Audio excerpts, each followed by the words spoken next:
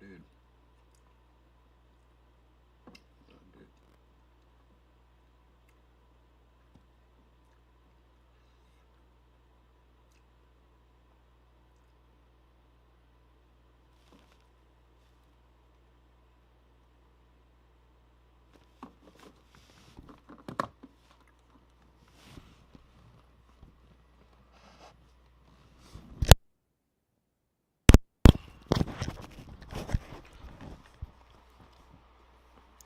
Okay, okay.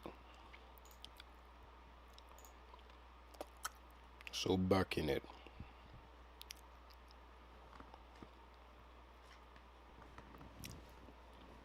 If you've been following properly the storyline here, we arrived at the rare but really interesting and honestly precious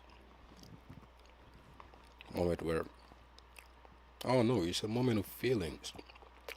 It's all warm, cool, little good feelings here going around. And it's not the first, but it's, I don't know, it's so innocent.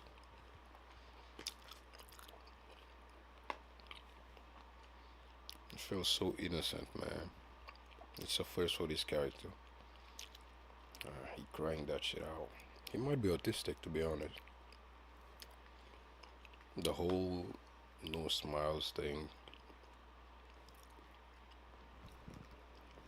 all those aspects, I would say, kind of point me that way, but that would be um, skew viewed, I would say. think it's like considered. I don't know. The character is a character, man. There's a whole lot of things that go into it. So just putting a label on it to make it simpler for myself doesn't do him justice. I don't know, man. He cool. I'm liking him now. I mean, I liked him, but it's getting there. It's getting higher and higher. Although he is following the sword to the point of negligence for the love, and he has shown that multiple times. Being it when he saved the sword from the hands of Mia, or when he went for Master Kogan instead of to Mia, when they were both in a really dangerous situation. He has shown it multiple times by now. If I expect better from him, I'm just tripping. Look at these tears, man. He makes me feel bad. And look at his smile. It's a genuine smile from Kogan. How precious is that?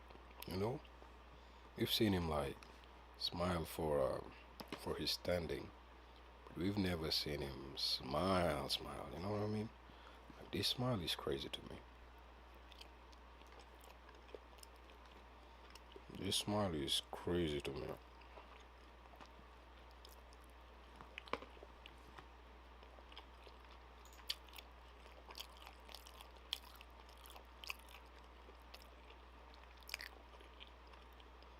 Damn. Bamboo spear.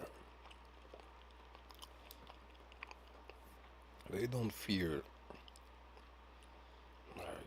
drawing their characters suffering, man. Look at this.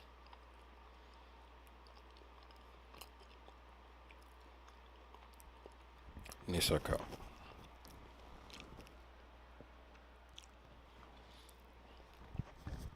Though technically forbidden by law, districts with many taverns were naturally also crowded with gamblers and prostitutes. And as a matter of course, there existed organizations which ruled over those unsavory people, quote unquote Yakuza. Kuchinawa Heishiro, a man who worked as security for the Kuki clan, was an extremely skilled practitioner of Ipparyu. Kuchinawa. Kuchi means mouth. In this context, I can't really conclude what we are trying to say here.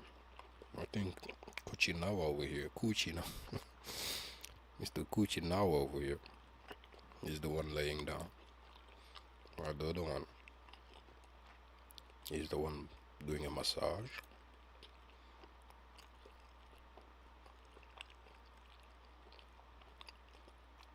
Not only was he strong, but he was also so cold-blooded that even other warriors spoke of him in hushed whispers, for when he took part in an attack on the rival Hyakume clan, he casually struck down even the children who attempted to protect their leader, Hyakume Daimyo.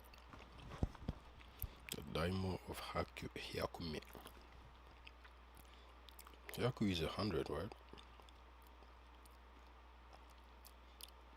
I was much surprised, sir, to think that the one we all lauded as unrivaled, the Master Iwamoto Kogan-sama, met such a fate. I even hear that his opponent was a blind man.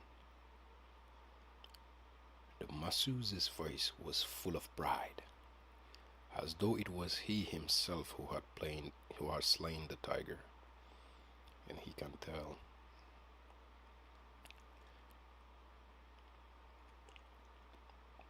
Even Iwamoto Kogan Dono had to grow old, that is all. If you wish to say that Kogan Ryu has truly been defeated, You must first feel Fujiki Genosuke. Fujiki, Fujiki. I have heard that disciple was hiding somewhere else when his master was in a mortal peril. Surely a man like that. Don't be disrespecting my boy. And he chokes the fuck out of me. And he's even choking his chin. Chin and all. Choked out. Got that shit in a chokehold.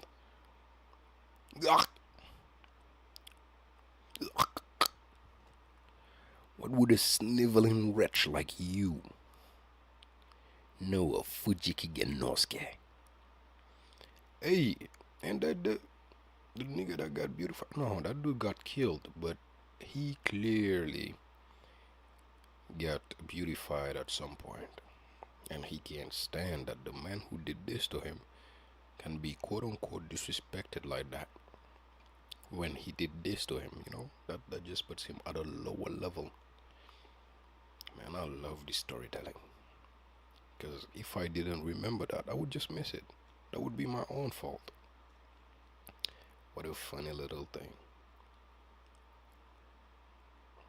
Kuchinawa Hayoshiro had met Genosuke one April when the cherry blossoms were heavy on the trees. For those who don't understand, I mean they about to fall. I'm flying, but simply put, it's it's about to fall. I don't actually understand what season per se it is, but I guess it's the end of summer and the start of fall. Oh my god! Wow, this is such a beautiful way. It's about to fall. And so the homeboy arrived. Look at his cheeks. His cheeks are special, man. Huh? That's a young Genosuke.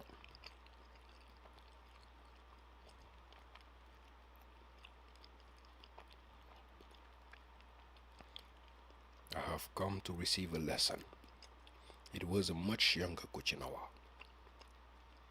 Well, oh my god, Uchimata has his mouth and his teeth. That's crazy. The huge man who granted him only scratch head. The huge man who greeted him only scratched his head as though nervous. He arrogantly believed that the man was in fear of his skills as a disciple of Ipariu. He's not, man. He's always like this for some reason. He believed that the title of Nobi's Unrivaled was merely a rumor. My man thought the Kogan was not. The disciples who sat to the side all seemed as though they were from peasant blood. He believed they should soon hand him a pittance and send him on his way. Here comes the boy Genosuke coming back in. Damn, and he's with the traitor here. Mr. Traitor.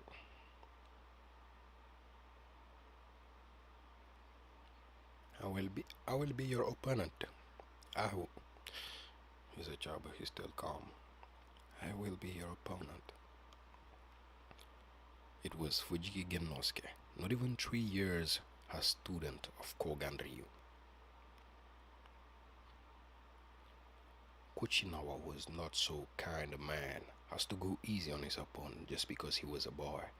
Yup, you told us that. Now, this nigga talking. There goes 2 of his fingers. Oh my god.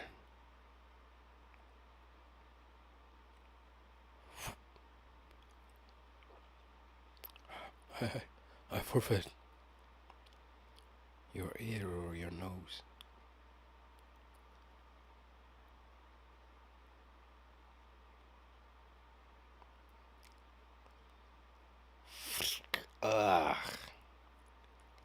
They're drawing the texture of the thing going down here. You know what I mean? Dissecting that eyelid. Ah! Finish him, Genosuke. Strike surely.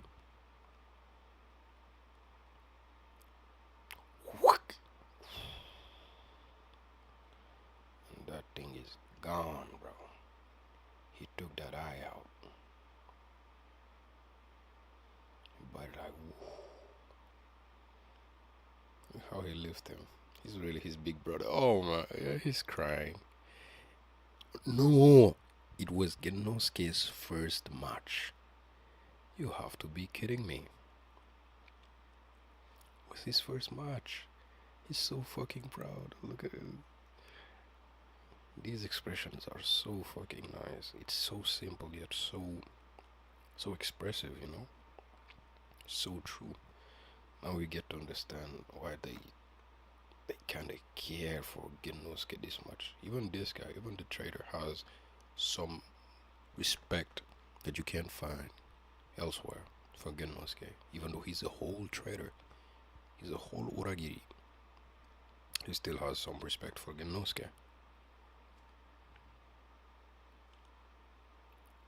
Together with the two others who had suffered similarly at the hands of Kogan Ryu, Heiichiro hatched a plan to get his revenge. Aww. But this guy only got his cheeks fucked up. I would just praise the Lord and go my way, man. Motherfucker only got a cheek. This nigga got an eye fucked up. This guy got a whole nose gone. Your cheek got a bit of flare, and you wanna complain? Alright. September of that year.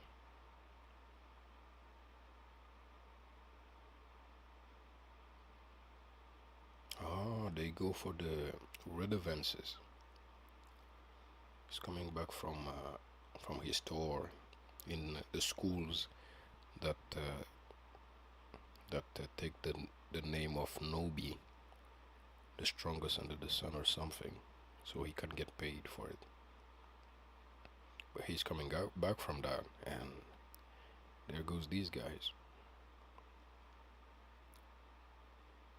They were bamboo spears. Lightning stroke. Do you have the courage to draw your sword, Kogan Ryu? Can you? Can you? Can he? Split that tree in two. The moment you draw still, the god of lightning will strike you down. Oh, they really thought this through, I guess. Kaminari no Kami. They're counting on that lightning strike to fuck him up. They're stressing him. They're telling him, don't do that. And so he does. This boy don't care. Without even a moment of hesitation, Genosuke drew his blade. Sha, sha, sha, sha. Ah! You right. Lift that shit up. No care in the world.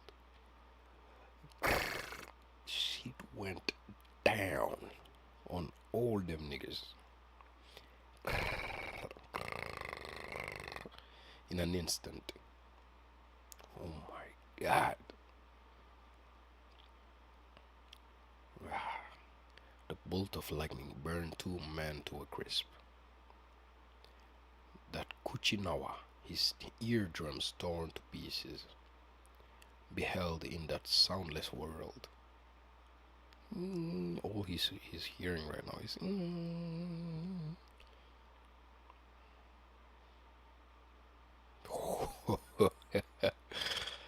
He's seeing him as a dragon, a lightning dragon. Wait, I wanna see the full image. What's wrong with you? Don't do me like this. Tell me there's the full image somewhere. Oh my god, bro, look at the details.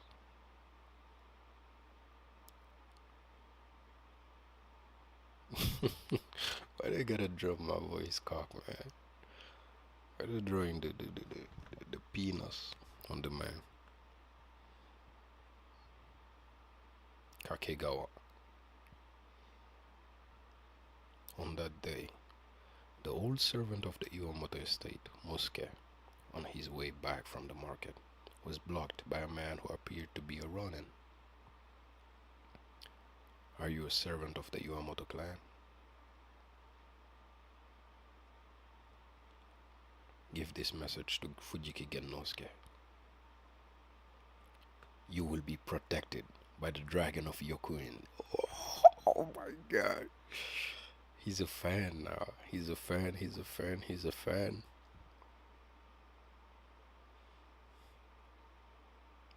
So tell him he needn't to be nervous, to be too nervous. The day will come when he will avenge his fallen master. Oh my god, he's a whole ass fan, bro. He became a fan that day when the lightning strike stroke. Yeah, when the lightning strike stroke. He became a fan of the bar. So even now he believes and knows in his heart that whatever happened was not because he wasn't paying attention. The carved dragon that Yamanouchi Kazutoyo had donated to Yokuyin, a temple in Kakegawa, could sometimes be seen to move from its place in the wall to sip water.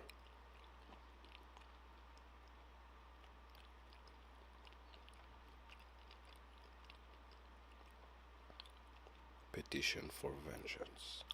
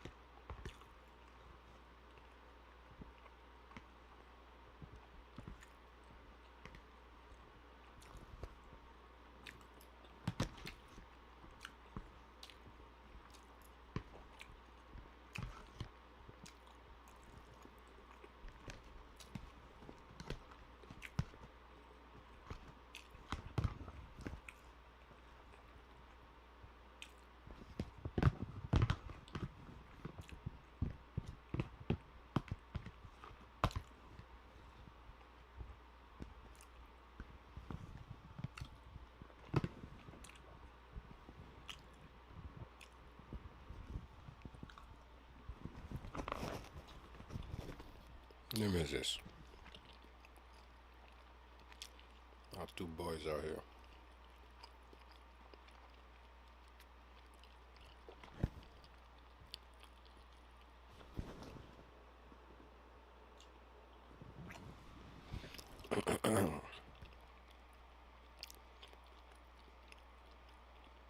In which ways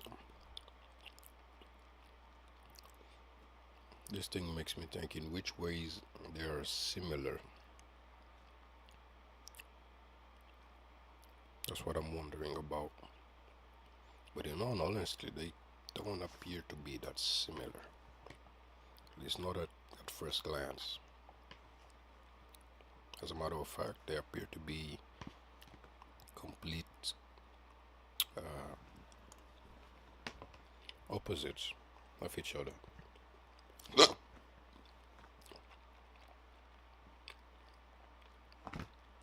Usually they can appear to be opposites, you know. And then there's deep similarity hidden in there. Here is more like no, here is not the same. It just ain't the same, man. Late summer, the Iwamoto's gates were unsealed.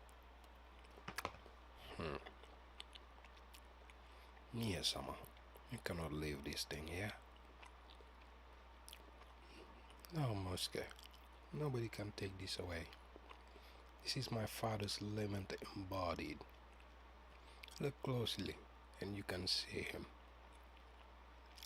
She is enjoying this shit, man. Oh my. It was a set of robes, dyed nearly black, with solidified blood. Yeah, this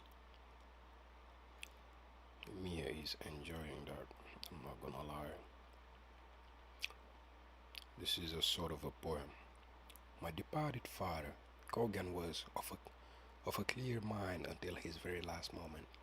He drew his blade in response to the taunting of Irakoseian, a manservant of the Shizuhata estate, and events proceeded as you already know.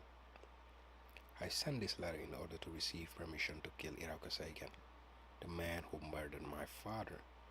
I beg you please, grant me this wish. Iwamoto Mie. Upon receiving this petition for vengeance, the man charged with inspecting Kakegawa Yanagisawa Tonomo immediately summoned Fujiki Gennosuke.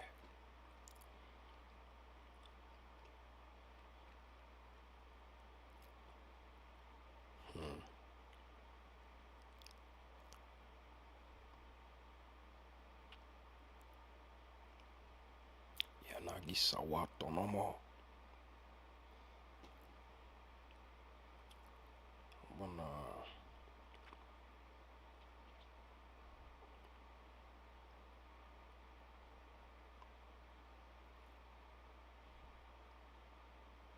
Gennosuke.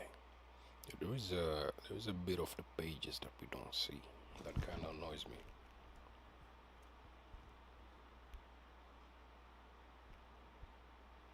Oh my. Yeah, you're gonna have to forgive me for a bit because I have to go back to look at the dragon. The symbolic dragon. Dragon is nuts. Yep, I have to go back. Let me just skip all this. I don't want to pay attention to it. Previous chapter. Let's check this shit out.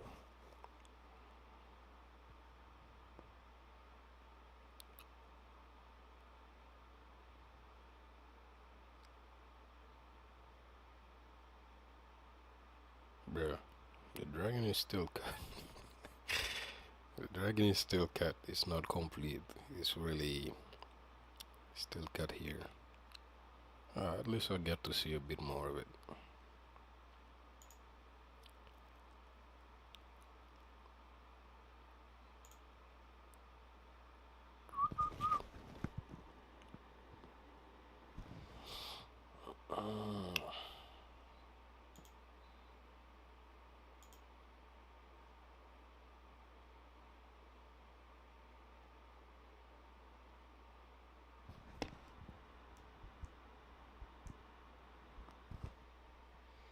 Guess this is perfect. Gennosuke, I cannot grant you the request. A petition for vengeance can only be submitted if the patriarch of the immediate here are dead. However, I received a document from Kogan long ago, telling me that the heir to the clan of Iwamoto would be none other than you, Fujiki Gennosuke. He had no idea. Oh, I was gonna wait even more on him. In fact, it was probable that Mie too had not known that Gennosuke was the official heir. The knowledge, the revelation that his master had put such faith in his skills made Genosuke's heart swell. Wow! It's making my heart swell. That's the thing though, when it's like a piece of shit, but then they have feelings and it's like, damn. You know what I mean? It just hits that much more. Because that's not their norm. That's what makes it truly precious. Rarity makes it precious. Doesn't make it better, but it makes it precious.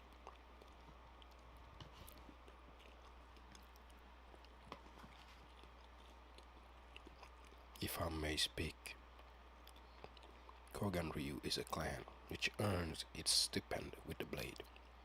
Therefore, it would not do to leave a stain on the reputation of our school's martial prowess. You speak out of bounds, Genosuke. Do you think we will leave the position of Blade Master? Yamato, a man who earned 300 koku to you? Motherfucker, you better watch your fucking mouth. At that time, smiling behind the bowing Genosuke, sat Ikuno Jinnai, the man who was already scheduled to become the next martial arts master of Kakegawa. Let's see what's going on here. Hasn't really been decided. That does not come about because of your shortcoming in the first place. Where were you on the day Kogan died? Was it not you who followed helplessly when confronted with Kogan's corpse, losing control of yourself? If Kogan had not saved you, you would have been long dead, hanging from a pine tree in Iwamoto. How do you know that, old man? The scorn, the insults these old men heaped upon the silent, low-ranking warrior went far beyond the bounds of decency. You pieces of shit. Old man it's not helped.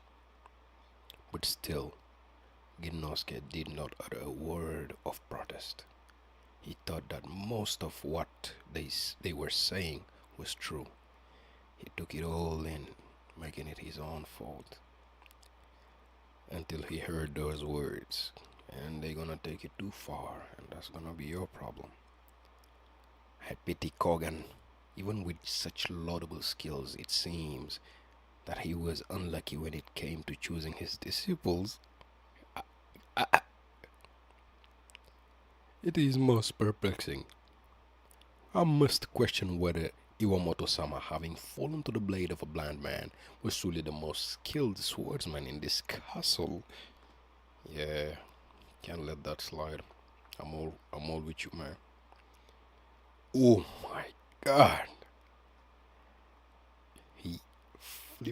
The nigga flung his body, flips himself in the air, upside down, slashes in the fastest way.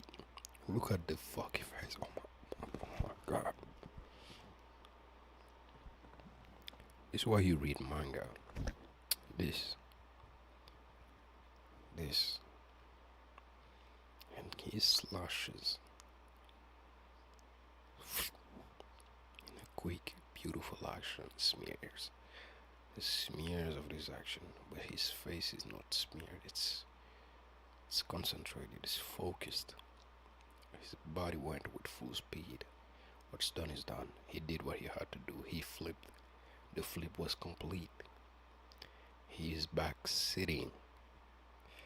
Oh my god, bro. He's back sitting in a normal position.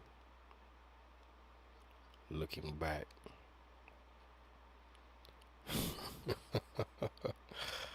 There you go. Ikuno! He drew his sword inside the house. That can be good, but hey. The Karo of Kakegawa, Haramitsu Bizen no Kami. It seems the blade of Korgan Ryu has yet to rust. Said this upon hearing of the events that had come to pass.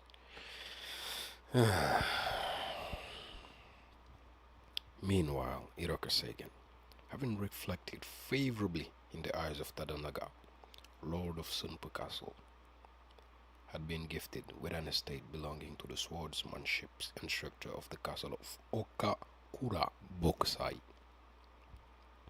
and was enjoying a luxurious life. And yeah, did not end up doing yakiniku with his nuts, so yeah, fair enough. At the time, the women of the warrior clan were never allowed to be alone with a man. Even the female servants of an estate could never even think of helping a young man bathe himself. But damn, they breaking all the rules. Before Sagan's obsidian eye had captivated many a woman, but those eyes were so voluptuous as to inspire a sort of uneasiness as well. But now Sagan's blinded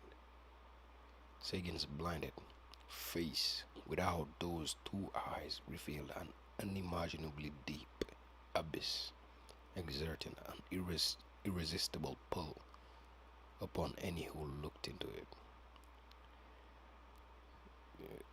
In other words, if I were to explain these these lines in other words, in another way, it's actually quite simple. It's aura. It's what niggas call aura these days. This nigga is he's not aura farming. The aura is just pouring out. Because you don't cut your eyes. If he cut his own eyes, maybe you can say aura farming. He just got that aura. The fact that now he don't have no aura, no eyes, what's emanating is aura. Before it was like, wow, what a cutie. Now it's like aura.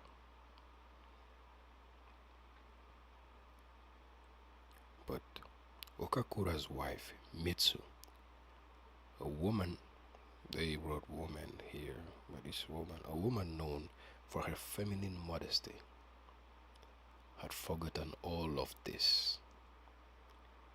Damn. His balanced body, nearly bereft of hair. Damn, bruh. Bruh.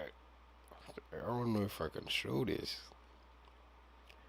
She really grabbed a handful, was so soft that her fingers sunk into the flesh. Bruh, she got a handful of cheeks.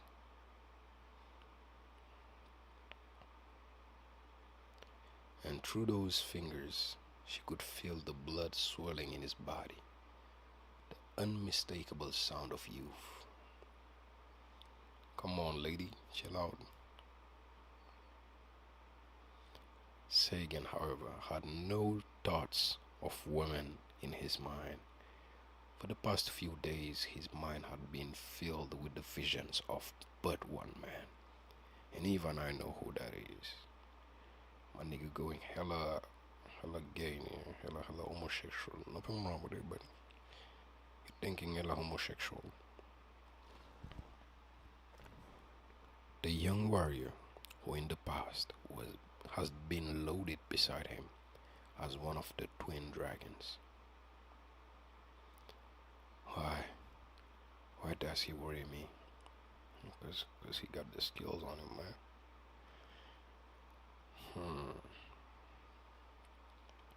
With Korgan dead, Fujiki Genosuke is worthless. I stand above him now, aren't I?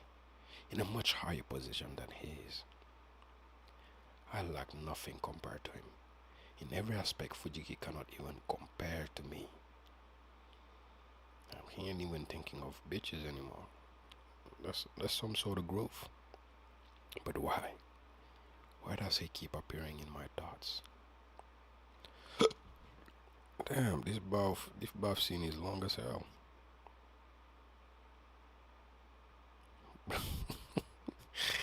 This lady said, Chill.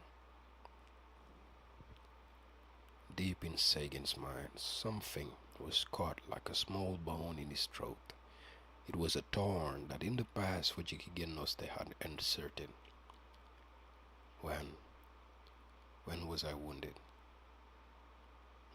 When did he make his presence in his mind? Let me see. When was it? I think it was when he beat him.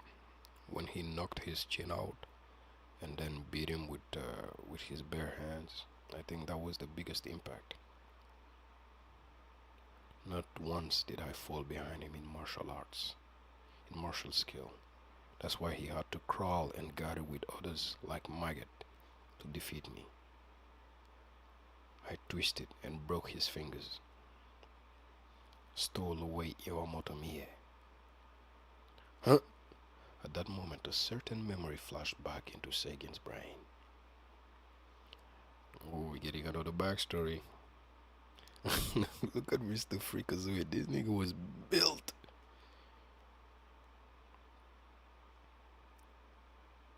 This nigga succeed. Listen, every time this dude's gonna come on the fucking screen, every time this dude is gonna show up in a panel, I have to mention and remind everybody that this nigga is doing the Ouroboros. This dude is doing the Infinite Snake. This dude is doing the Ouroboros. If you know, you know. He's doing that Ouroboros.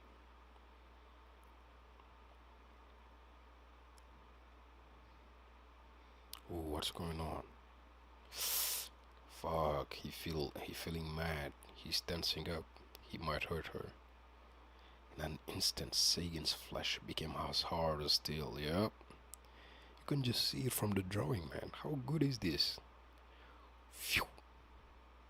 No! He did her dirty.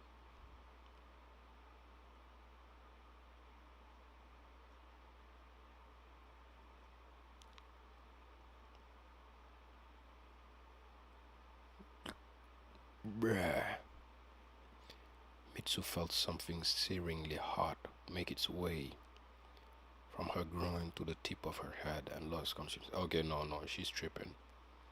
She is, what do you call it? It's like, she got hit by the haki. It's not real. She's the one tripping about it.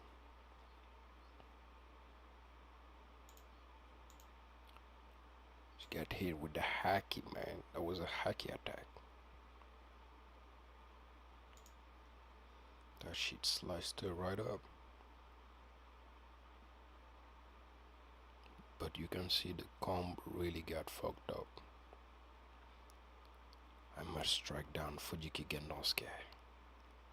Sometime later, Irako Sagan learned that the officials of Kakigawa had granted permission to the Iwamoto clan's request for revenge. Yeah, skill talked.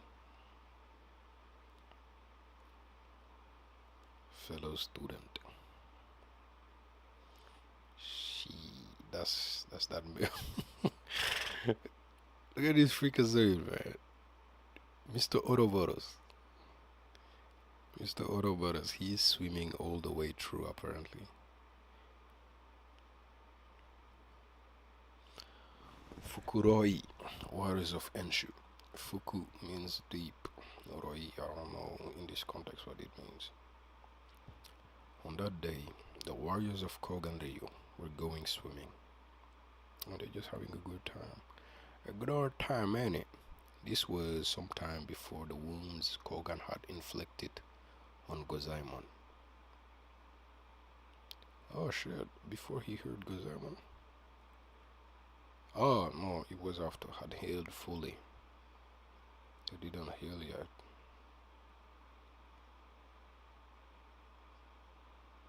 In the boat, wearing a set of the barbarian's iron armor, as well as a rusted helmet, sat Fujiki Genosuke.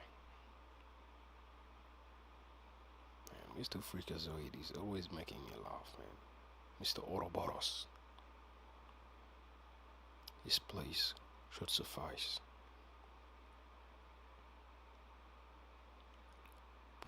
He jumped in, heavy armor and all,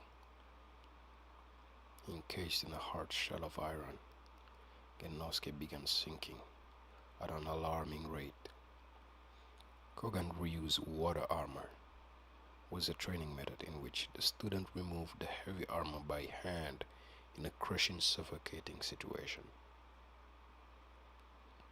The purpose of this training was to help the trainee keep his calm in any situation, and it was one of the safer exercises the Tiger's disciples undertook on a regular basis.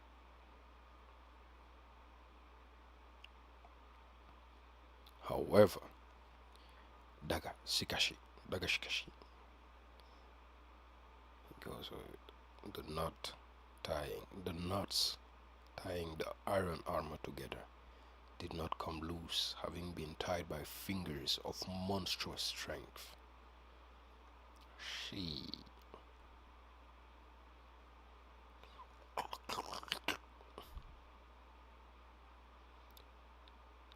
He's too late. He's too late. He jumped in. Though even man trained in the ways of quick submersion could only dive to approximately 100 feet before being forced to rise. Sagan alone darted down into the deep.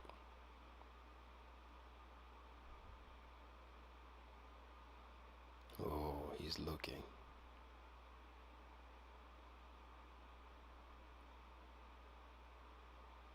It was a chance like no other to decide which of the Iwamoto Dojo's twin dragons would become heir to the Kogan Ryu. That's the thing, Sagan really is about his bag, so he is gonna do shit like this. He is not respecting the samurai thing. That's because he really isn't a samurai and he doesn't really claim in his mind to be. But he's gonna play the game of the samurai. Where's Genosuke? We cannot reach him. What? He saved him? Genosuke. This is when he felt like he lost. But this might have just been a moment where the spirit of samurai sort of started awakening in him, you know? Because clearly he is not letting go here. Upon regaining consciousness, Genosuke apologized deeply and sincerely for his failure. Though any one of these men could have used his terrifying power to bind the knots, Genosuke was not a man whose suspicions came easily. Damn, he really is trusting. Hirako, you have done well. That night. Oh. Damn, they do have good times, man. Just with the dudes chilling, watching a turtle lay their egg. The tiger's disciples happen to see a sea turtle laying its eggs. It's crying. To these men who did not know that the turtle was merely expelling excess salt. These tears, seem to be part of a sacred rite, the turtle enduring great pain in order to bring new life into the world. The humanizing the moment. I shouldn't even say that because it kills the humanization being done here. Look at their eyes. Even Mr. Ouroboros has eyes shining, feeling some type of way about the moment. This boy is fully crying. Mr. Serious here. And this is beautiful. I'm glad. For we are gathered here today. We are the third tiger's cubs. Fellow students sweating and training in the ways of the sword as one. Don't say shit like this, man. The patterns formed by the wind on the beach spanning over 70 miles from Omaezaki to the levees of Irako, was utterly awe-inspiring. Perhaps it was because of the beauty that stretched forth before him, in the heart of Sagan, who had until then lived only for himself. The words Uchimata had uttered, fellow student, echoed strangely. Ah, see, he's grasping the tiny bit amount of that ethereal that he never grasps because he believes in what he can gain, for himself. That selfishness, that animalistic need to just get shit. The men of Kogan Ryu are different from the samurai I know. They are different from the smirking, sneering man who looked down on me, who believed themselves superior simply because of their birth. They are, man. A drunk old man named Yoza, who lived in the slums, was walking down the middle of the road. That's his first kill, I think. He was killed for showing disrespect to a high-ranking warrior. Yoza had brushed against the man's shoulder. Damn.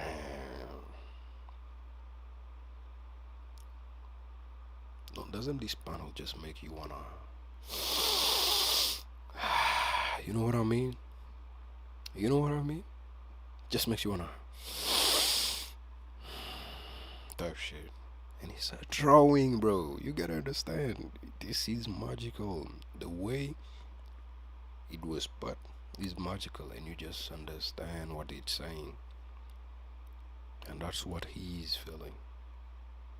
He's understanding that right now. They are different from that samurai. Not at all alike. Those scum.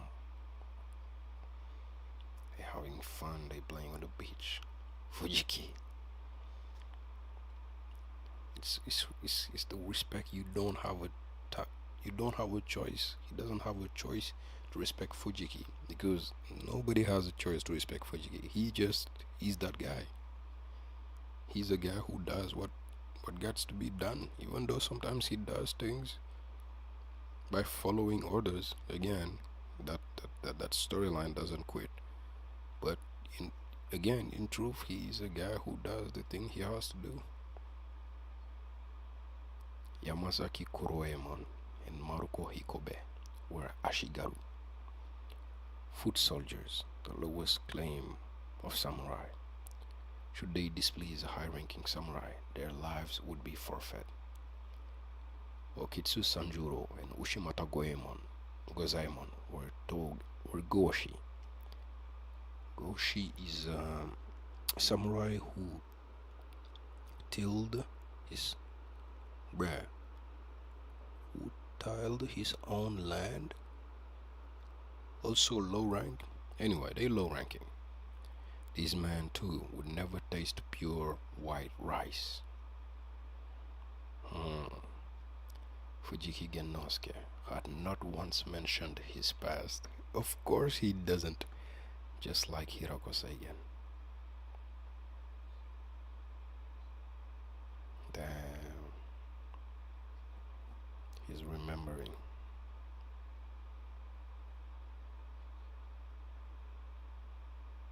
Is he gonna tell him about it? That's his mother, by the way. Fujiki, did you notice? Even the great shogun Ieyasu, loaded as a god, not even by other samurai, was born the son of a poor woman and a wandering monk. I'm not lying. I heard it.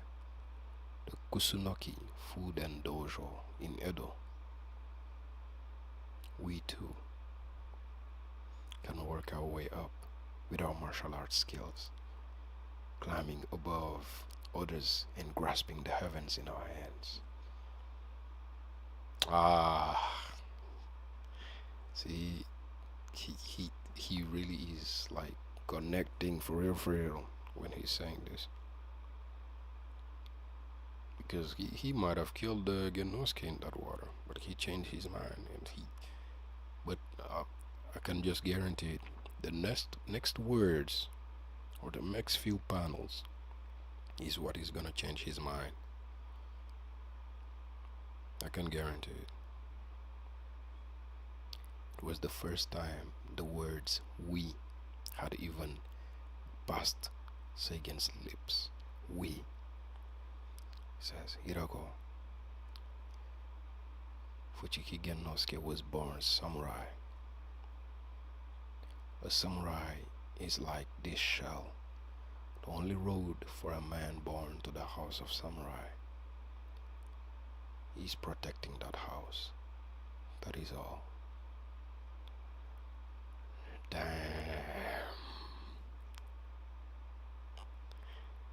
They have a whole different view of what a samurai is. Not quite, but what I'm trying to say is what the samurai is get for Seigen is what the samurai, being a samurai, gains him. What the samurai is for Fujiki is what the samurai has to do. You know what I mean? Small is the thing of the matter and the form sort of thing. And when I say that, it sort of makes it feel like he's shallow. He's not shallow per se. But yeah. But I even think that here when he say Fujiki Genosuke was born samurai, he was also talking about his past. In an indirect way, a samurai is like this shell, the only road for a man born to the house of samurai. He's protecting that house. That is all. He doesn't see it that much. He doesn't see it as that thing of importance. But yeah, he lost him right here. Genosuke had spoken thinking only of Kogan's mercy. See, of Kogan's mercy, what Kogan did for him. But he doesn't understand that. It's some misunderstanding. As a sign of gratitude, of gratefulness, to the man who had taken in the third son of a poor farmer and made him samurai. He doesn't know that. In his mind, he is flexing. In his mind, he is sharing for the first time that gratitude that he feels for being saved by Kogan. But they missed each other. Well, mostly Seigen is completely missing what Genosuke is dropping for him. He is really sharing this moment like him. But the cryptic nature of what is going on, of the way he said it, is what's making it so difficult. Because I have to go back, man. Because what he says is, in an indirect way, he's saying, can work our way up. Because he's talking about the shogun being born of a lowly working woman and a wandering monk. He's talking about himself. He doesn't have to talk about it if he was really born, because he did lie at some point and said that he's born of some sort of samurai family.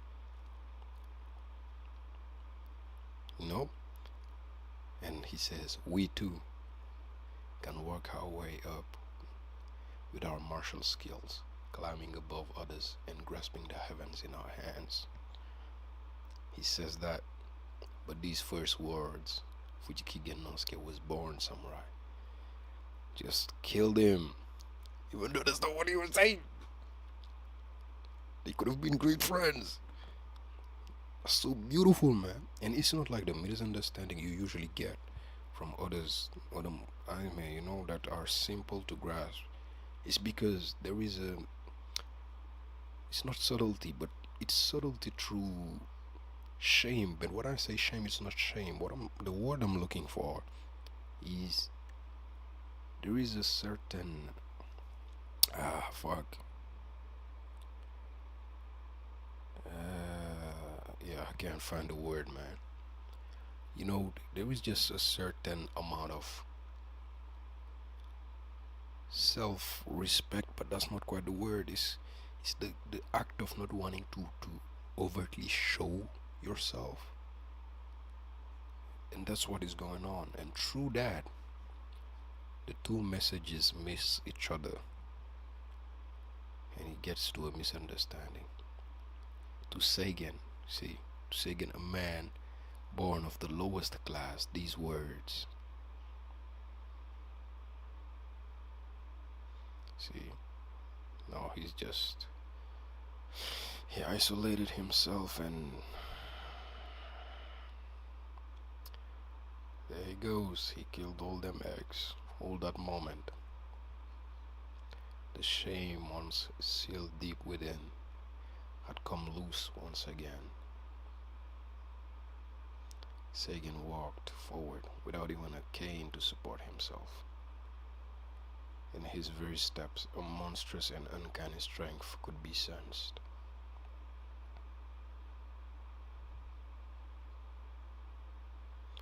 Move. It was a swordsman known as Katagiri Zenki, on his way to Sunpu to show his skills to the castle's lord. I see, you're blind, huh? Slashed that nigga right up. Said, fuck out of my face, my man. What the?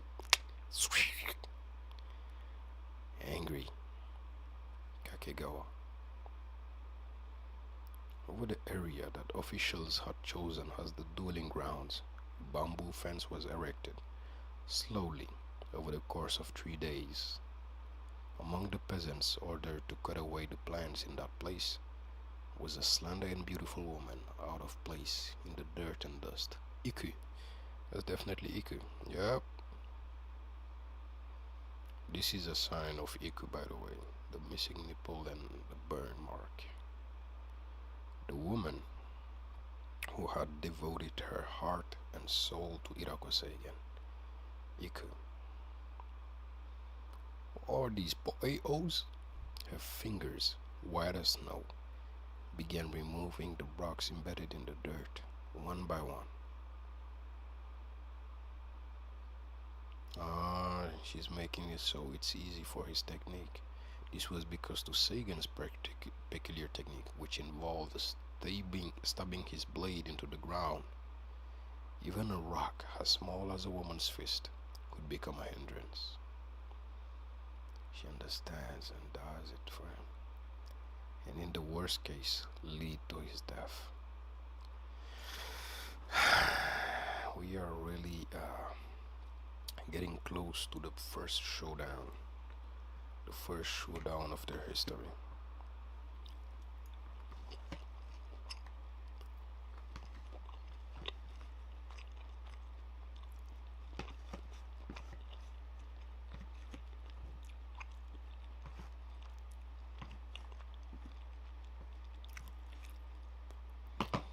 Mr. Irako Seigen, what are you doing here?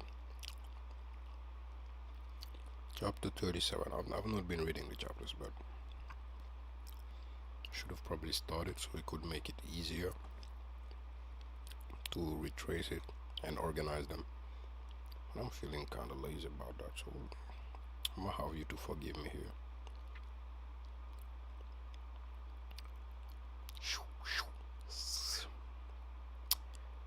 Yeah, this ain't true, man. Come on, get out of here.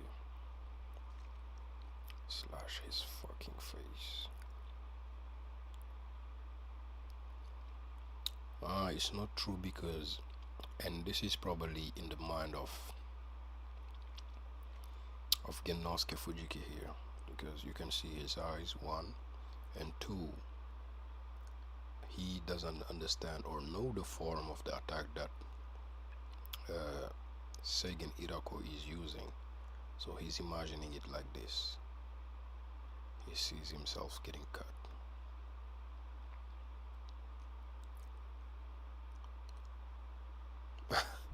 And there is this vengeance for my father that I can 100% confirm is not what's going on in Mia's mind. Slashed up. Ah, Mia don't know, is it?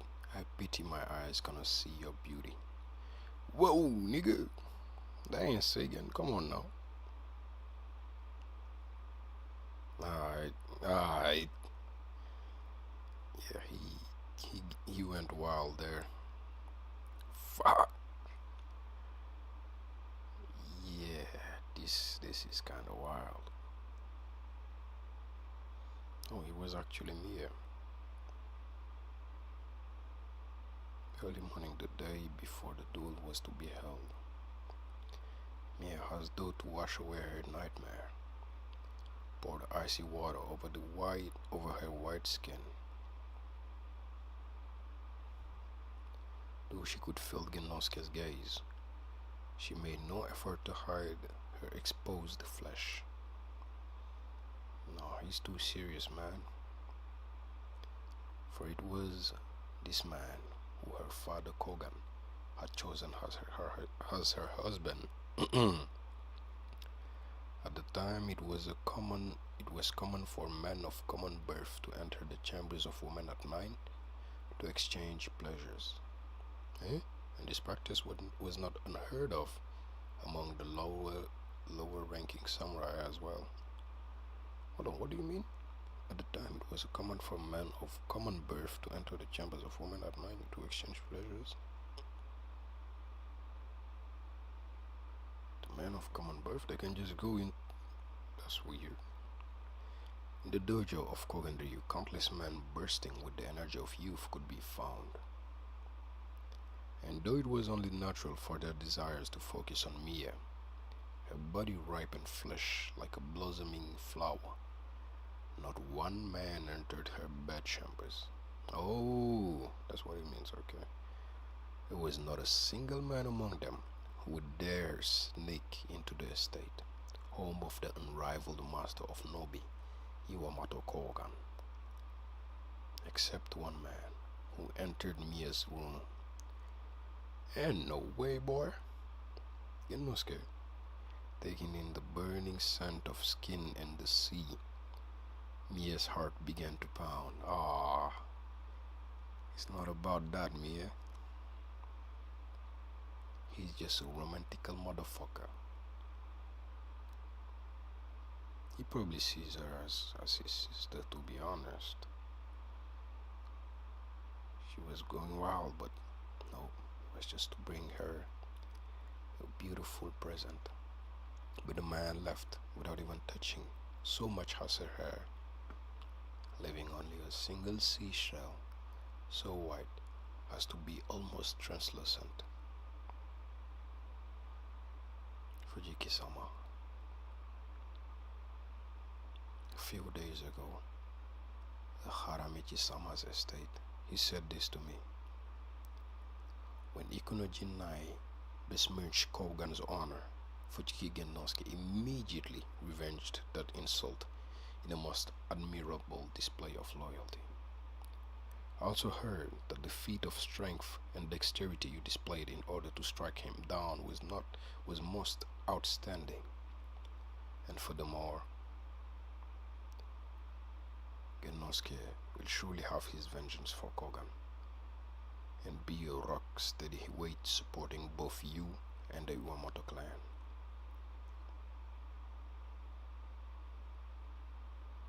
He is as skilled as you are beautiful. Someday you will be known as the greatest husband and wife of Kakegawa.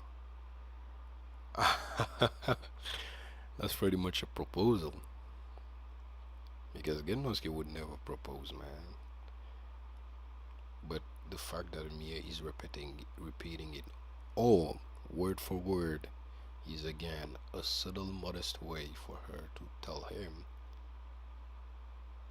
you know, maybe we can make this happen. Though Genosuke never lost his calm, this one time, his eyes flashed brightly with emotion. Hmm. The smile is nice, but I don't know, there's like something amiss, if I might say.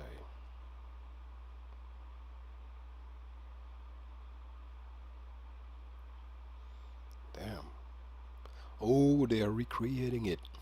That's what's happening. They are trying to recreate the attack that Hiroko Seigen uses.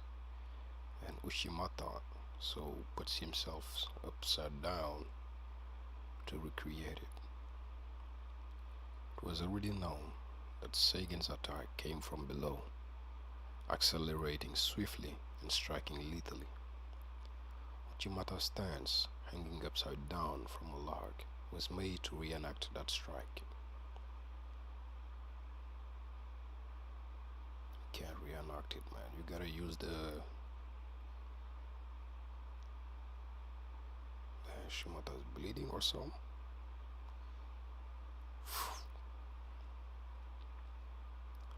Went in. Slash. Slash. Did it hit? Ooh, it hit. Not first. And that crazy? The attack is actually not first, which is kind of ironic because what they were going for was his nuts with the iron rod, the hot iron rod. Damn, that's kind of genius if that's why that attack works like that, you know. So he slashes. Ooh, but he blocked. Nah, you can't block the real one. With his wakazashi, he cut off the attack from below, and with his daito, he struck where Seigen's neck would be. In Genosuke, who had gained Mia's trust, there was no longer any weakness.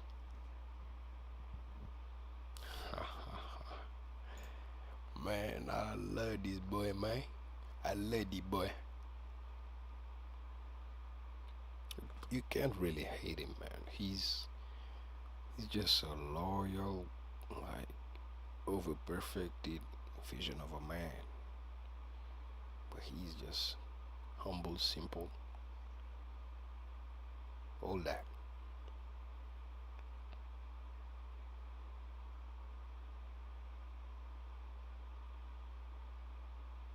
Kind of wild. Mr. Five, Mr. Six Fingers. 1, 2, 3, 4, 5, 6.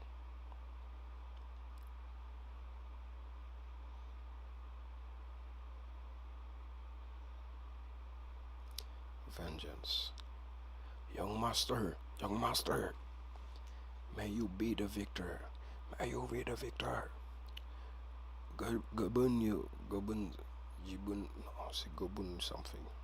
The day of the duel, the students of Kogan Ryu, who had returned to the dojo, stood in a double line, wishing Genosuke victory. Only Mie replied to their words with a silent smile. Her smile doesn't seem genuine though. It feels kind of forced. That's what I'm trying to say.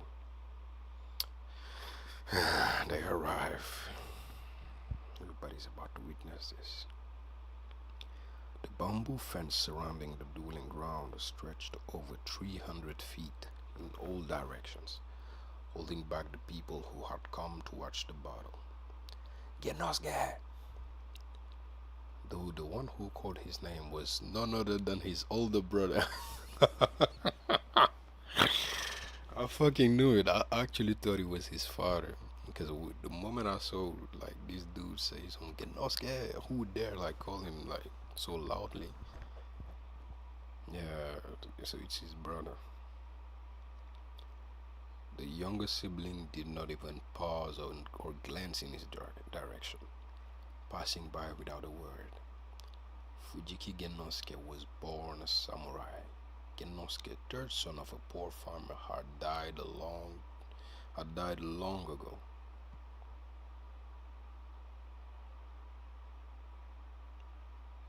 And don't let this phrase make you mistake it for a thing about class, or how he now that he's in a superior class, he feels superior to the. No, this is all about feelings and how he felt. We got it from the backstory. This is all because um, he got saved from literal death that he was put through because he defended himself as a poor man. Fujiki Genosuke has arrived, as well as Iwamoto Mie and Uchimata Goem Gozaimon. I fuck with Uchimata, man. He ate the titty once, but you know. Does he bear any chains? Any chains? No, only his swords. Would that have been his defense? 4 people, Genosuke, Mie, Uchimata, and a man known as Otsubo had entered the ground. Damn, they're really about to witness a battle to the death. Setting eyes upon Seiken sitting on the other side, Mie's cheeks flushed with color, and her lips parted slightly. I said it already, man. She really is out for. She likes him heavy. Her firm grasp on her short dagger was to stop her hands from shaking.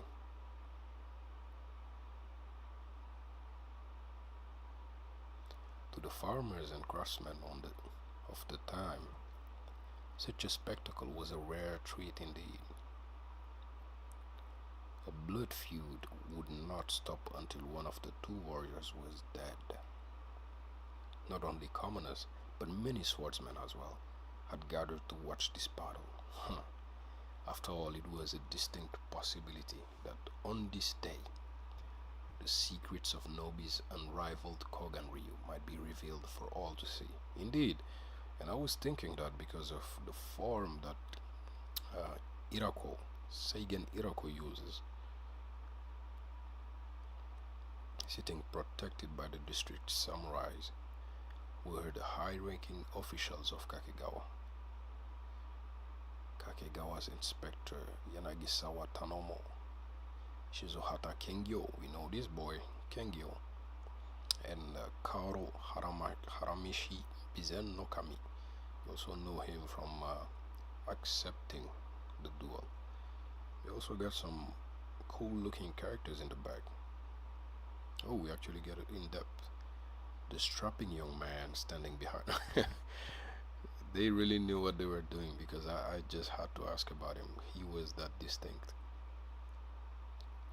Was Bizen no Kami's 3rd son, Yukichiyo. It was said that he had impregnated no less than 3 female servants of the Haramichi estate when he was but 13. Damn, nigga. Oh. This handsome motherfucker so Mie. I never would have thought such a flower could blossom in the countryside. Impudent wretch. What are you looking at? Bizen no Kami had called his son Yukichiyo from far away in order to show him the warrior known as Fujiki Genosuke, right? But this nigga looking at bitches. Everyone is ready. I wonder if he's a good swordsman though. He likes Gucci, but is he a good swordsman? Dung! It has started. The ladies are ready, and the niggas are getting up. It's about to proceed. Oh. Hello. Both sides have agreed to this duel, so we leave it to you to end this feud. However, the departed Shogun Tokugawa Ieyasu-sama specified that the duel of this kind cannot be held twice. So you finish it or you don't. Don't be acting bitchy. It's either you go through or you don't. He who called for vengeance, Fujiki Gennosuke. He who heard that call, Iroquois Seigen. Yamato Kogan struck down by Iroquois Seigen was like a true father to Fujiki Gennosuke. And as even the heavens themselves tremble with the rage against the murder of a father, we officially acknowledge this request for revenge and allow this duel. Also, no grudge shall be carried due to the event of this day, regardless of the victor. This is expressly forbidden. So Mie can just attack after. Of course, do not worry. Kundang, kundang, kundang, kundang. Yo, this is the fight.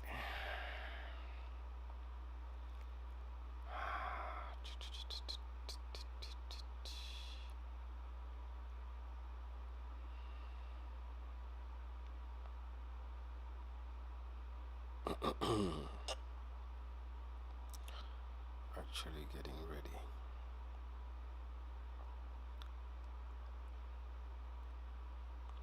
Hold on, he's not using the technique yet.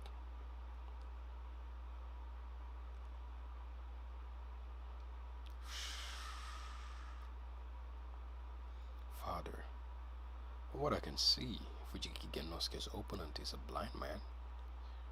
Right. What do you mean, right? Yukichi Odono. It is not only the eyes which can sense this world.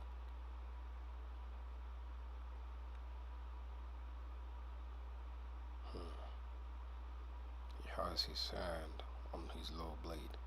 Gennosuke's left hand hovered over his shuttle. This was part of his strategy to crush the attack which struck from below. Seigen's blade slowly descended towards the ground. But before touching the earth, it suddenly sprang upwards with surprising alacrity. Yeah, he's changed his whole attack. He's not using it yet. A strike from above. Gennosuke, you don't know enough about the technique, man. I worry for you. I mean, this is all a flashback, but you know, I still worry.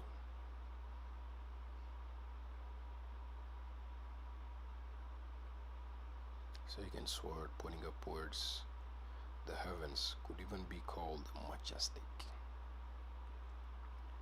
Not bad, Iroquois Seigen. Indeed.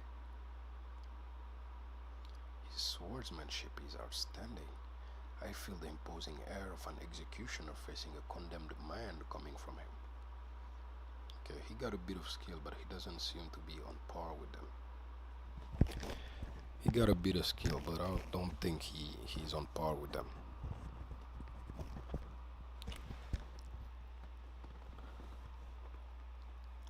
Look closely at Fujiki Gennosuke Yukichiyo. Is that the face of a condemned man? His expression is so very clear.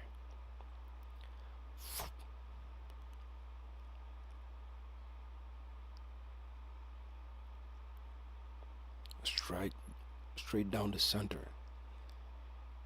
Yo, you can see the porosity of the fucking skull. Little air bubbles in the bone. You're tripping. Strike. Fujiki Gennosuke was struck down. It was a vision that appeared only to those trained in the ways of the sword, while the ignorant peasants really stared, their jaws slacked. Why you gonna disrespect the peasants, man? Seigen's sword had not moved.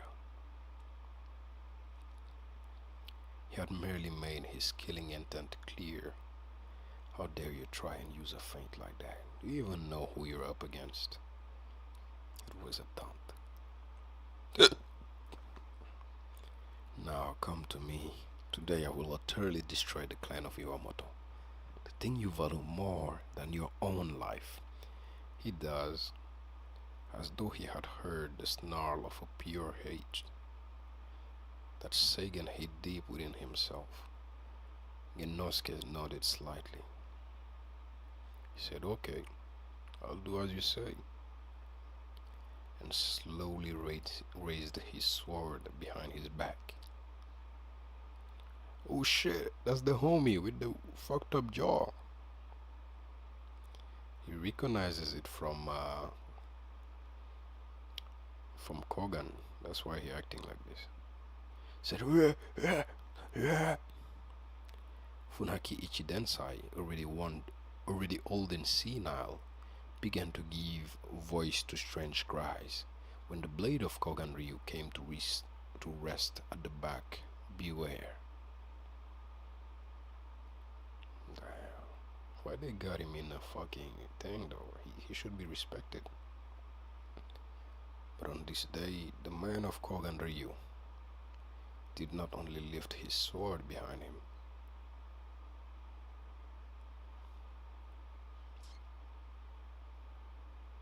this is...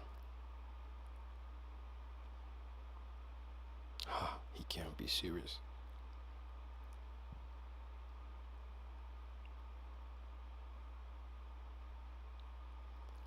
Yo, he presented his vital point to his enemy, his gaze facing elsewhere. He's looking through the sword. That's my conclusion here. Although he's not facing him, he's looking through the sword. How can he? This sight is not that of a dueling ground. It is that of an execution. Mie turned and looked at Ushimata. This man, almost like a blood brother to Genosuke, was smiling. At the strange and incomprehensible sight, people began to mutter among themselves. To Sagan, this was an incredible distraction. Indeed. Iku kept her eyes on Genosuke's strange pose, her stare so strong that the blood began leaking from her eyes. Bruh. Her eyes were Sagan's. Okay. But how can you look so hard that you start to bleed? Meanwhile, Sagan was struck by a strong sense of mortal danger. Centered on his left side, his sword will come from the left, a Nagare strike with all of his strength behind it. Can see that. Come if you will, anytime you want. My attack from above is on a different level from your swordsmanship entirely. Shut up. Shut your yammering mouth, you lowly wretches. Genosuke too was watching Sagan become Genosuke too was watching Sagan become uneasy. Yep, I said it. Kogan Ryu Himokagami. The blade became like a mirror of ice.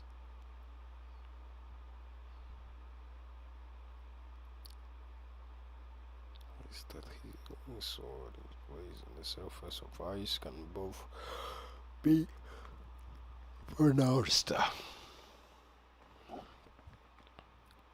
Be quiet. Shut your mouths. Have you forgotten that this is a solemn dueling ground? I said shut up. The same instant as the official's ringing shout. Ooh, he's in action. He sprang, not to the left, but to the right. Hein, leaping monkey. Ooh, he's going for the attack.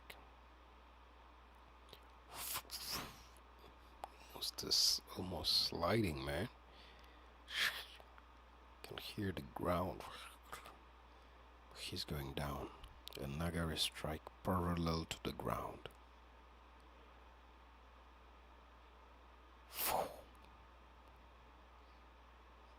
Shit, everybody's blinded? I mean, the swords hit. Yeah, they hit each other. That's so rare.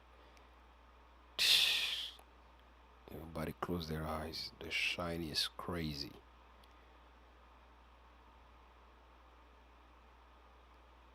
Huh. Still cut a bit.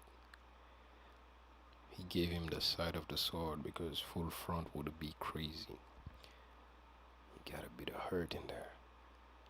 Kataten Nenbutsu Shinogi Guard. A Buddhist prayer performed with one hand held in front of the body. The part of the sword known as the shinogi was the slightly protruding ridge running between the edge and the back of the blade. If he had not braced his palm against this part of the sword, Heian would surely have sliced him in two. He's pushing. He's using his breath. You can see the cheeks swell up. He sends him flying. Everybody's sweating. He's rolling. It's not over.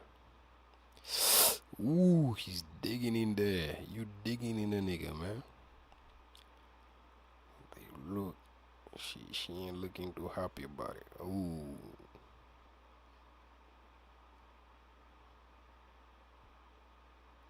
He almost got him.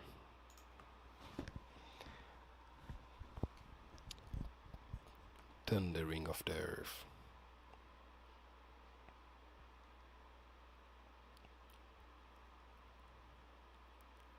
In the face of Genosuke's Zubaze Mari, which we saw way back. Subaze Mari.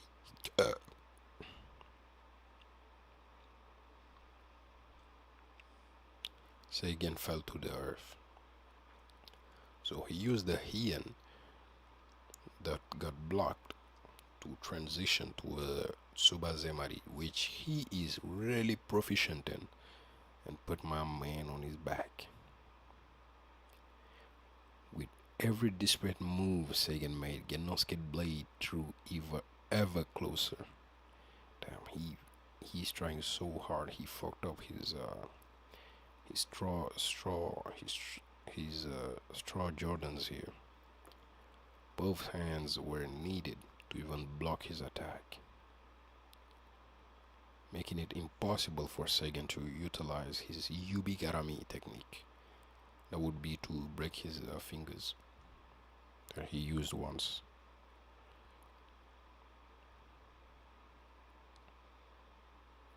Damn, strong. God. If this had been a normal duel, the cry of match decided would have rang in the air, and the battle would have been stopped. Look at this dude, he's actually pretty focused. But this was no formal battle. It was a duel to the death. They could only keep watching until one of the combatants died. And Iku is going down, bleeding, but she doesn't say anything. She is not quitting the look. He's going to win. Shihan was won. Osubo cried out with joy. No, you gotta chill, bro. There can be no escape in the face of an attack like this. See, I wouldn't say all that. Such is the skill of Kenno. No, the young master. It was an exceedingly exceptional strike to decide the victory. Mie-sama. This girl ain't having it, bro. She is not down with what's going on. The warrior's daughter had lost all composure, looking as though she had taken leave of her senses. What time is it? Chagrined on her behalf, Ushimata quickly averted his gaze and, "What? Nah. Sound man right. This nigga made him eat his feet. His strong ass feet, but nasty ass feet. Ah! Like a great serpent, Sagan's leg coiled around Genosuke, blocking his nose and mouth. It's like another hand. There's no space left for him to breathe. That leg is most extraordinary. It's a leg technique. This wretch is desperate. Everybody like, ooh, ew. The twin dragons were intertwined with each other, their claws aiming for the vital points. Would Sagan's head part from his shoulders, or would Genosuke air run out? Genosuke ain't the type to give up, but damn. Ooh, he's getting close. His strike is starting. The blade touched again his jugular. At that moment, Sagan's toes spread wide. That's because he's trying to attack again, like the fingers of a man. Ooh! A direct strike with his feet on his forehead. Striking against the critical area between Genosuke's eyes and freeing Sagan from his attack.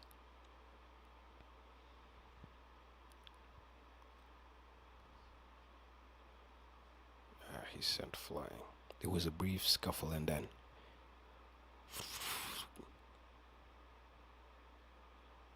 oh hell nah.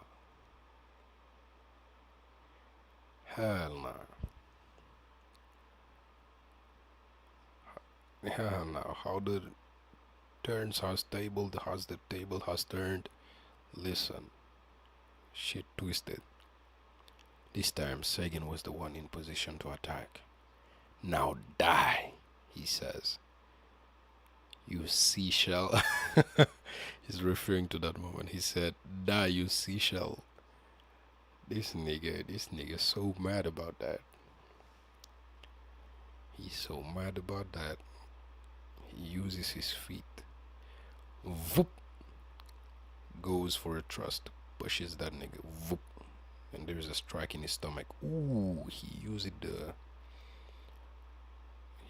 the handle of the sword to give him that strike. So interesting. They always put him naked to showcase what's happening. That's kind of interesting. Kogan Ryu. Suchirai. Thundering of the earth. Suchirai was a technique used when the opponent was pressing down from above, bucking the user's body powerfully and using that leverage.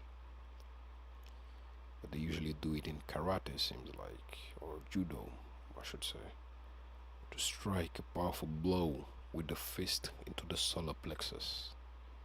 Ooh, they run out of air. Genosuke had used the grip of his sword to place in place of his fist. Vomiting, Sagan was thrown away like a rag doll. Now's the time. Quickly. Yeah, he's vomiting, bro. Ooh, he's doing it midair, but you see this shit in this form. Yeah, I don't know. He's sending it. He's flying through. Genosuke gave up his golden chance. No, he was forced to. Ah! Are you fucking serious? Stop playing. Stop fucking playing, bruh. So fucked up, bruh. He had to stop because these people are here. He would have killed every single one of them. We saw how the attack works when Kogan used it once, for he could not take even the slightest action, which could be taken as a sign of hostility against the Karuhara Haramishi Bizen no Kami.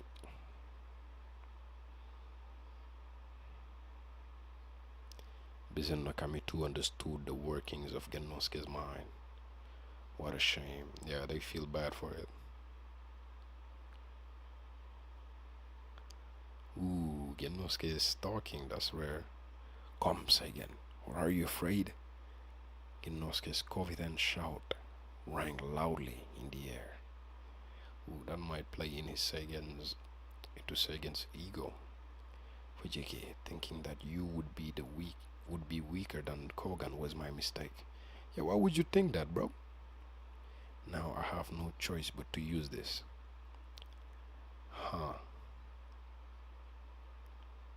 Ooh, he stepped back. When Seigen began advancing, Genosuke moved back to the center of the area.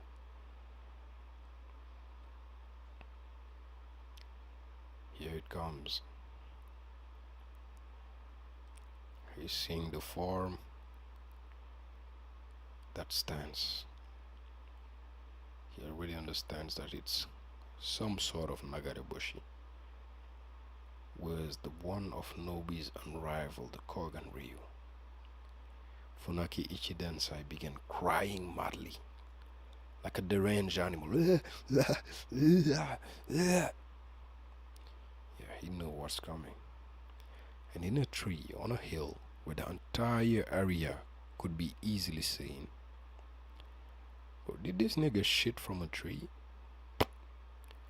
A strange warrior crouched, defecating and watching the event below. But why they make this nigga so nasty looking?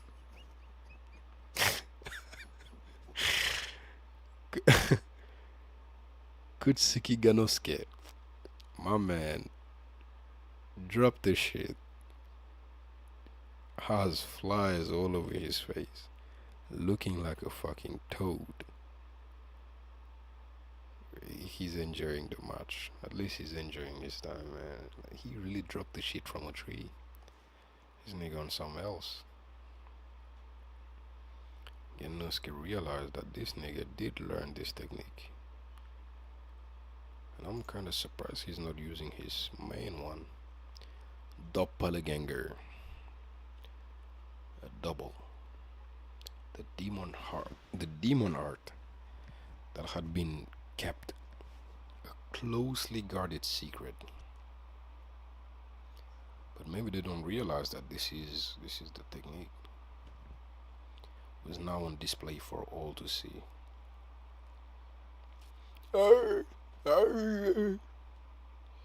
Nagarebushi. You wretched thing, you even stole Kogan Sensei's secret art. He ain't just steal it, this nigga transformed it. No matter how skilled the warrior, it was not technique that could be understood simply by seeing it. However, it could not be said for certain that none among the men gathered here would be unable to perceive it. That is true. Still pretty dangerous. Somebody might be able to learn from this. Though Ushimata had known that the use of Kogan Ryu's secret arts might be inevitable depending on Irako's skill, even he could not have predicted this sight. You scum. Ushimata was resisting a certain urge with all his might. The urge to kill every single fucking body. That's what I'm saying. To strike down everyone who had seen it, to the very last man. Yeah. It's the secret of your clan, I get it. Fujiki, this technique, Iwamoto Kogan's Nagareboshi, will be your doom. No, that's literally the master's technique, bro. Chill out. Damn, he's seeing it. It was not a shoddy imitation. It was the true art. That shit's hurting.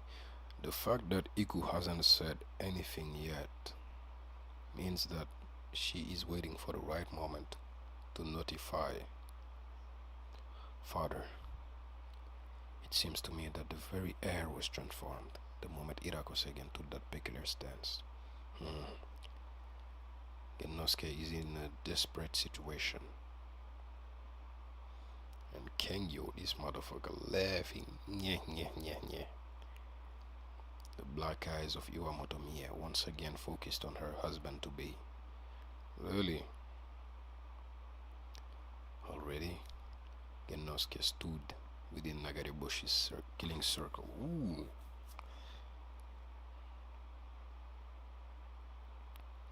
The strange warrior began to make bizarre noises. Grrr is what I'm assuming he's making right now. Like the sound of a toad. It's actually what he's making. Oh my god, bro. Who's this, bro? What? Let him go back to his own manga, bro. This nigga's from Berserk. Grrr. The blind genius swordsman could already feel it. The rapid weakening of his opponent's fighting spirit. No, bro, chill. Fujiki Genosuke already knew how to perform Nagariboshi, but it was another matter entirely to defend against another user of the art. And there was no way he could know of any technique that might stop it. So he has to develop it right the fuck now. 2 years ago, Genosuke, licensed to learn Nagariboshi, was taught all the techniques related to the final art of Kogan Ryu. After that, a ghostly samurai began to appear before Genosuke. Ghostly samurai. In the dojo during the early hours of the day, on the estate grounds in broad daylight. Even in the tiger's room itself in the dead of night. Even more peculiar was that this swordsman as well performed Nagariboshi. I feel like this is an image of his mind that inherently saw the flaw in Nagariboshi, but he never, because of the respect he has for Kogan, he never like mentally acknowledged that he actually found a flaw in it, and that's why he keeps seeing it in the form of a samurai attacking him.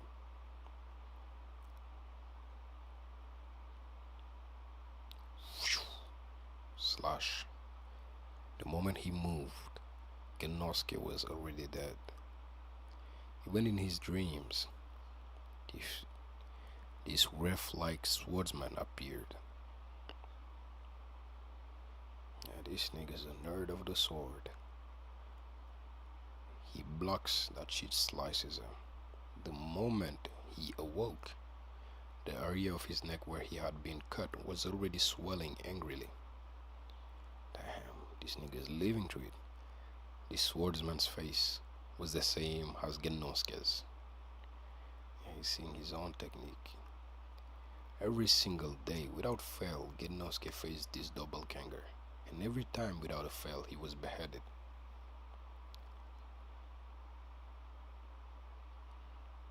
I still believe what I said. I really think it's him understanding that there is a flaw in it, but either acknowledging it or not.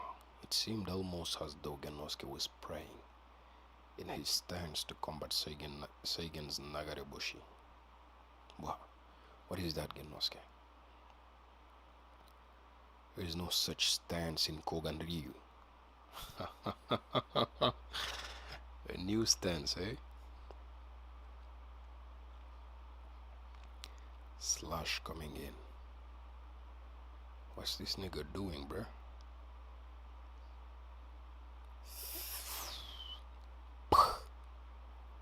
Something happened. And there is blood. Oh my god. He hit. And he has hit flesh. The feeling of his blade sinking deep into flesh.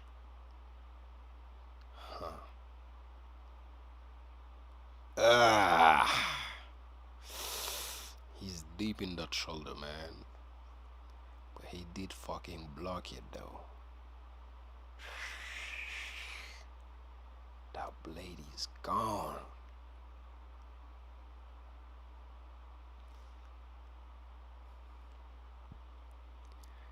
fucking blocked it, this nigga, bruh. To all onlookers, it merely seemed as though their swords had collided. That is a nakago defense. The nakago was the lower part of the actual blade of the katana, the portion inside the grip. Though sometimes the hilt was used in such a way as to knock away the opponent attack during a match with a wooden sword. To use the nakago in order to stop a blindingly fast live blade was as futile as improbable as attempting to shoot a bullet out of the air. Ooh. Yeah, that would be crazy. The thin steel had instantly been transformed into a thick plate of armor, blocking the fatal shooting star. She.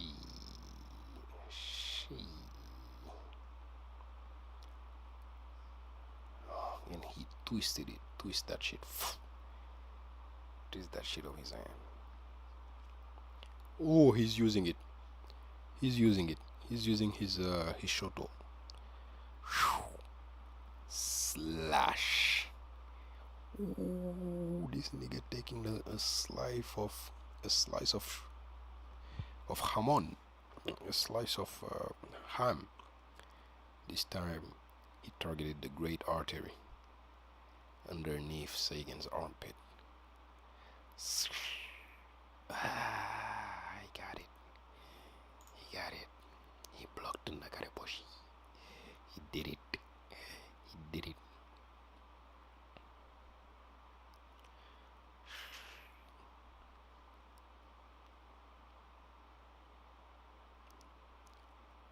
Is he going again? Or did he already go? Are we getting a replay here? And slash. Huh? He grabbed him.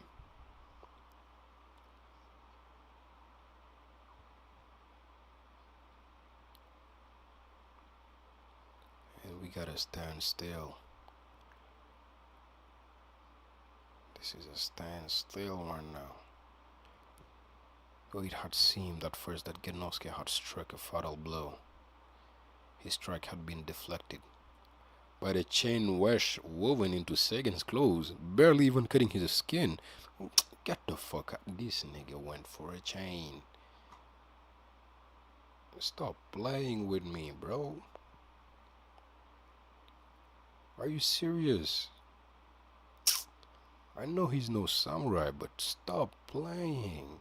That's why he was asking if he had a chain mail or a chain plating.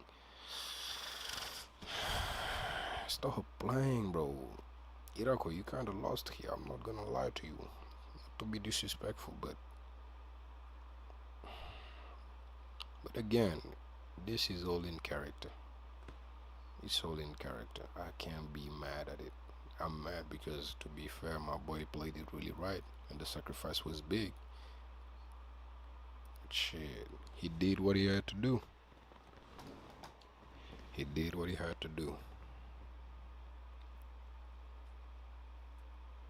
It seems that Hiroko Seiken has survived this time, thanks to the iron chains in his clothing. It is a matter of course for samurai to weave metal into their clothes in a duel. It cannot be said that this is a treacherous or underhanded act. Alright, bro. It still kinda is, indeed. However, look closely, Yukichiyo. Fujiki Genosuke has entered this arena with only his swords. That's what he did, bro. He is ready to die for what he has to do, and that's what I'm saying. That's the difference here. Come on, man. It is his resolve, his knowledge that one who fears the blade of a blind man has no right to become master of his own dojo. Alright, you just spouting your vision of it now.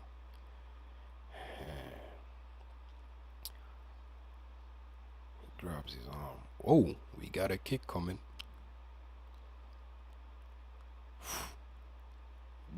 Ooh, right in that fucking knee. Huh? Oh, he's pushing the sword.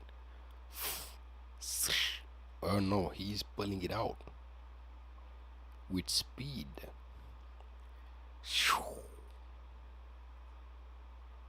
I don't think he missed completely.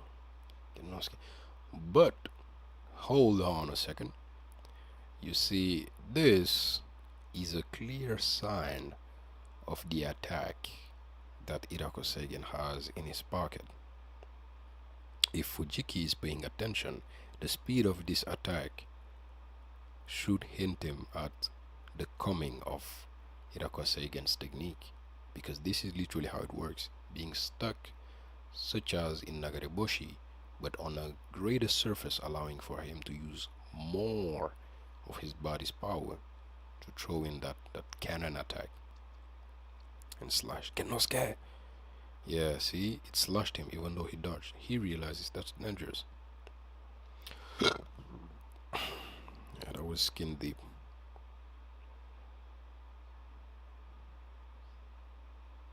Yep, he's using it. See, he realized it instantly, bruh. He said, oh, so that's how it is. Instantly. Looking at, he's reminding in the young Nobusuke. I didn't forget his name. Stop playing. First, Suzunosuke's face flashed past his mind. Yup, he realized it. Next, a certain taste came back to life in his mouth. Yup, the taste of his mother. See, the taste of his master, Kogan. Yeah, the unforgettable taste of blood. Damn. You just this moment, bro, makes you kind of care for Kogan, bro. Just how much he means to him.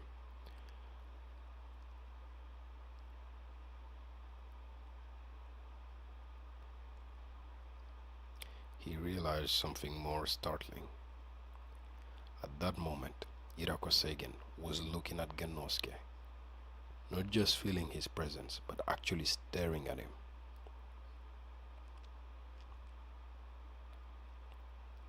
Clearly and precisely. Yup, he realized it. Nobody could tell what method Saiyan, a man whose eyes had been clearly sliced in two, had used.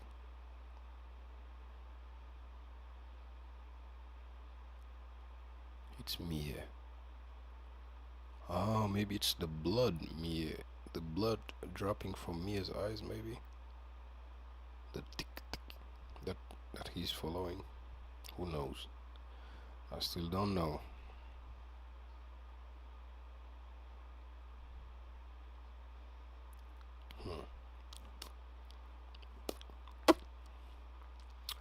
Genosuke make that shit slide. Pull out the shoto. And he get ready. What's this dance?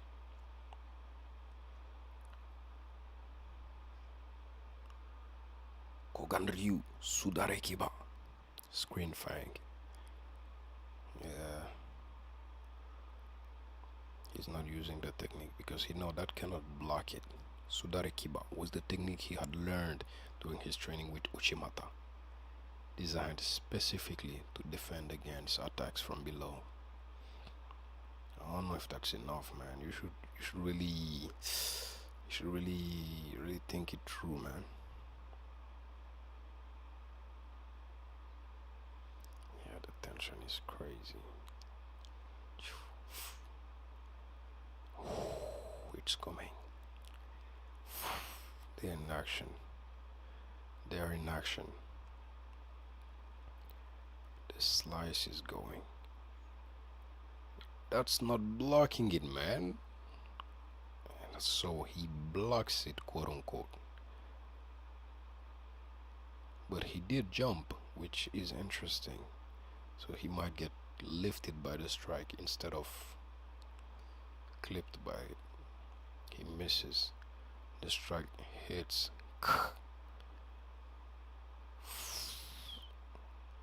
He's putting pressure in that shit. But he's not in the middle of it.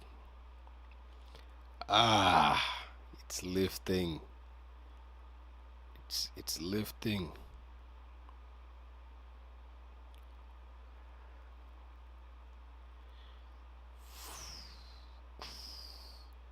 Ooh. Yeah, that might have been it for it. Slashes were exchanged. Where is this?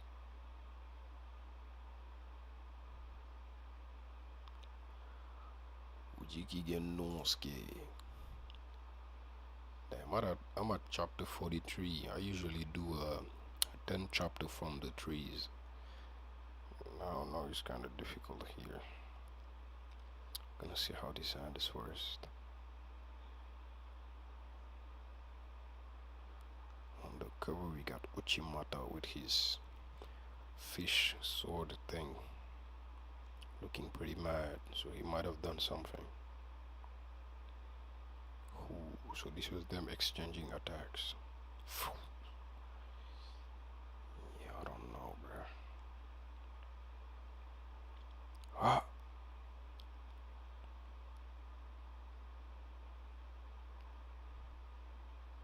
Saw the technique once.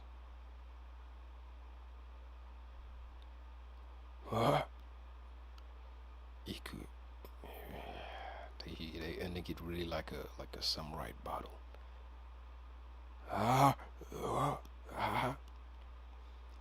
These are niggas that got hit by Genosuke. Huh.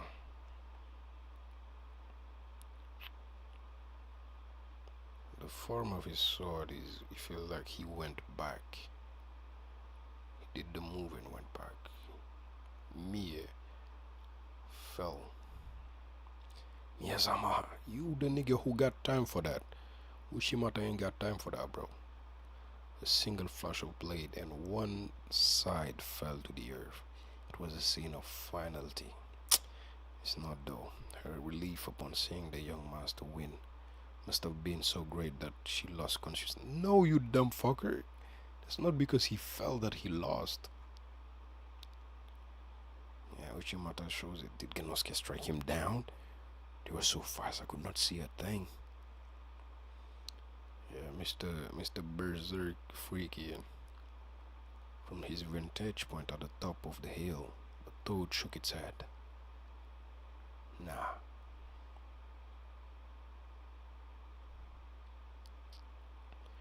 They're both, at that time, they're both looking back at each other.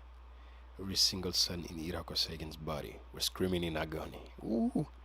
Not once, but twice had he used his most desperate technique, pouring every ounce of strength he had into the strike. Yeah, but he seems to have survived, and that's the problem. This is where we see it, though. Genosuke too was taxed to his very limit. His left arm, having blocked the terrifying force of Mumio Sakanagare, had gone completely numb. His sword fell. He had not even the strength to keep hold of his sword. Yeah, I don't think his arm is there. Yeah, I don't think that arm is there no more. The moment he put his left hand on his larger sword to keep Seigen from noticing his weakness. Yeah, he didn't realize it. Why are you hiding this sight from the kid? You already brought him to the battlefield. Motherfuckers passing out. That shit crazy. The audience like, huh? Yeah, this nigga lifted his own arm, I'm sure. How can this be?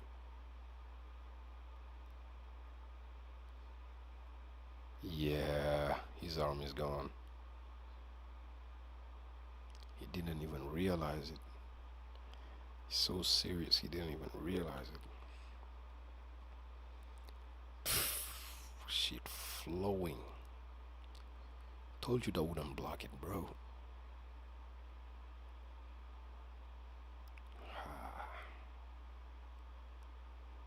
You lost that arm, bruh. See, it slid, blocked. He thought he blocked it, but shit went through it, slashed it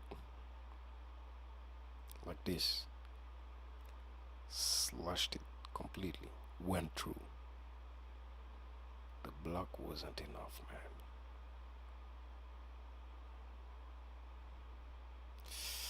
The arm that had blocked Mumio Sakanagare was severed. Sagan's nostrils flared, taking in the scent of his rival's blood. Damn, how are you gonna do this? He sprang in action. Fujike! Hirako!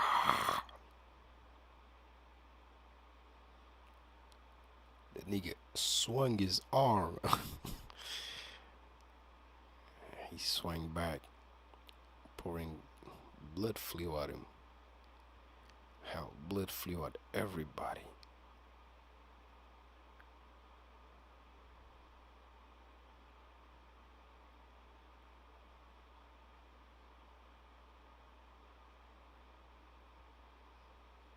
Damn. What happened here? Is it the weight of his sword? Damn, he's bleeding. He lost energy, I think.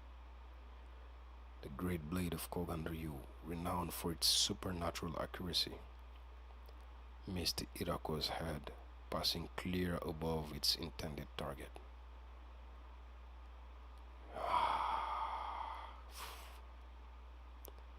As a beheaded chicken frantically beating its wings.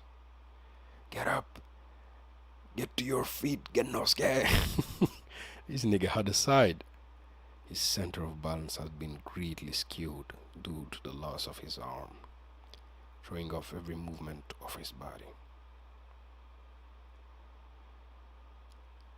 Damn, I never saw this expression on his face. He can't get up. He feels like he's grabbed. Let go. Death is calling him. Let go. It seems to be making a garrow.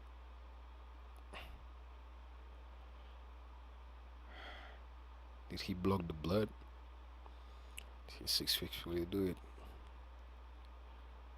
He's missing on blood and blood, man.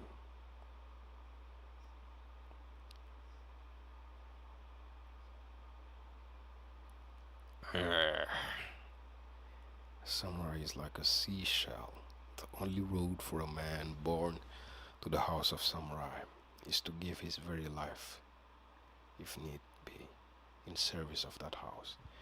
Yeah, we can't stop at 43. We have to go through to 44. We have to go through to 44, man. Bull demon. Oh, yep, that's Uchimata. Ushi. Did he successfully block it? He successfully blocked the blood. No, he's dying, bruh. The master lost. So is this nigga holding down his laugh? This motherfucker, he's holding his laugh. Be respectful.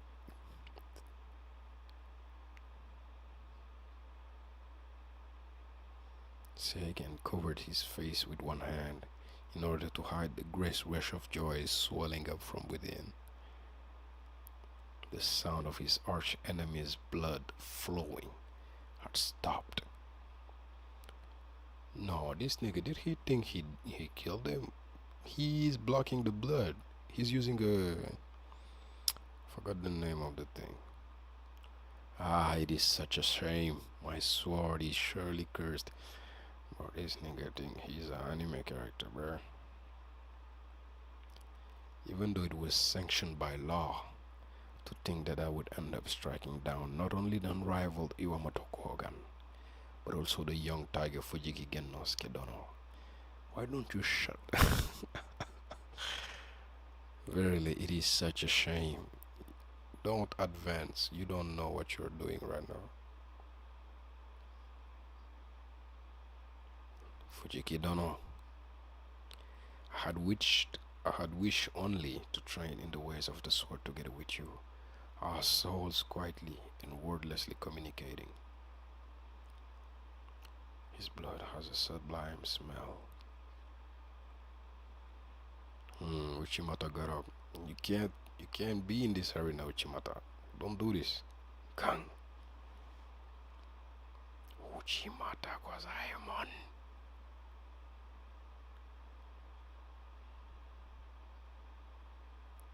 Damn, her left titty is bleeding.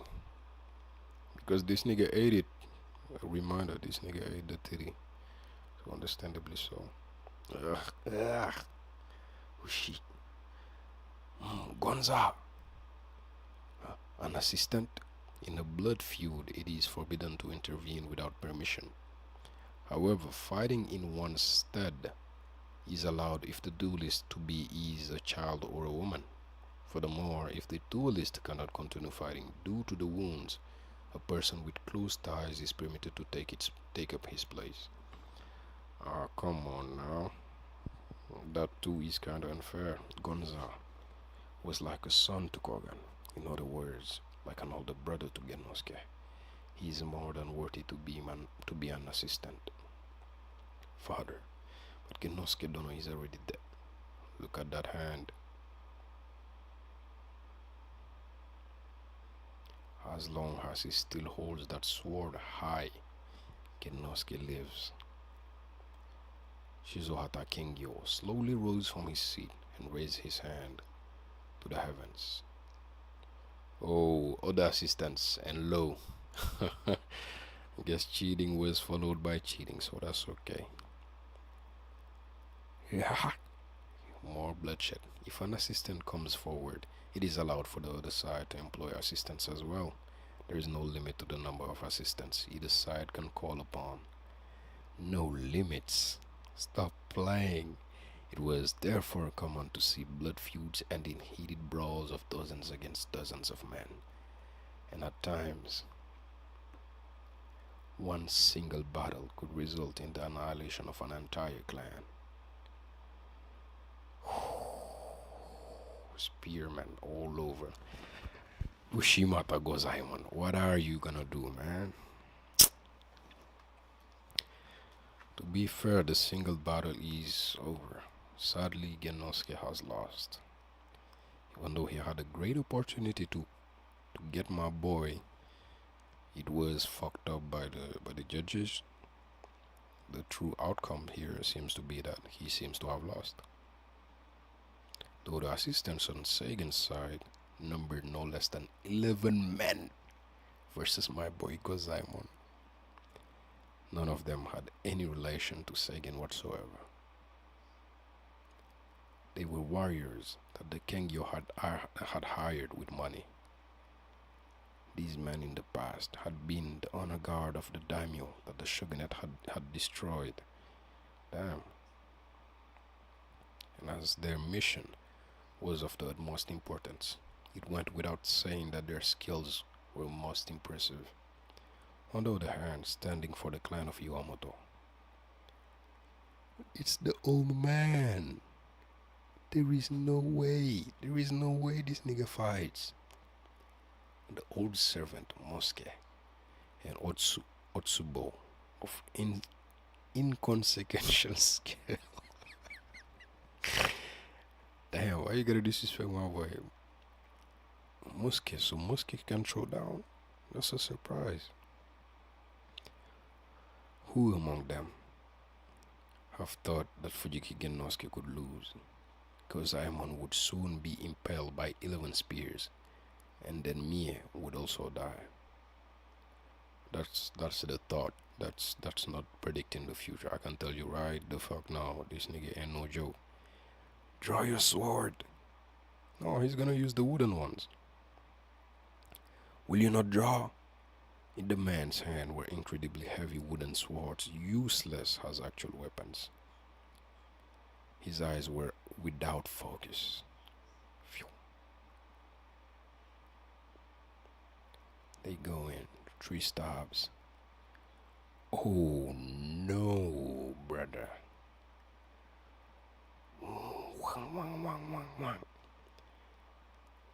He used wooden swords to cut human beings. This nigga ain't no joke.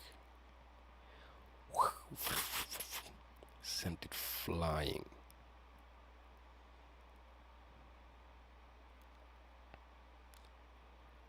Guts on everybody. Everybody get a touch. Broke the ceiling, broke every shits. Yeah. Damn, a nigga got killed in the audience. I mean, if you come to watch this, you gotta be ready for this shit.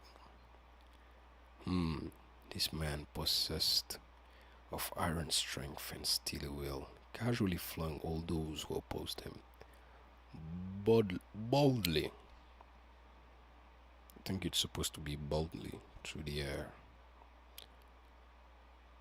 tearing apart and devouring any who stood in his way like a bull demon. Ushimata. An unbelievably terrible sight. Damn. I feel like it almost downplays the fight that Genosuke had, but at the same time, man, it's kind of understandable. Hey, this is the nigga that popped up in One Piece recently. The old man, the Ushi, the spider demon thing. Damn. He really made light work of everybody here. Yeah, they ain't happy no more. This didn't turn nice. This one kinda nasty. Oh, he's sweating. She's vomiting. Yeah, I knew he was gonna go crazy. Father.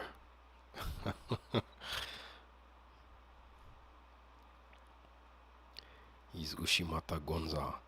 Truly human. Keisha, we go back to a backstory again. Sometime between AD and I'm not reading the dates. Sanchu Koromo. Fuku. Fuku means closes. I will return in 3 years as a fine swordsman. Ushimata. Gonzanburu. Damn, he was a young, handsome lad. Why'd they fuck up his mouth in his teeth?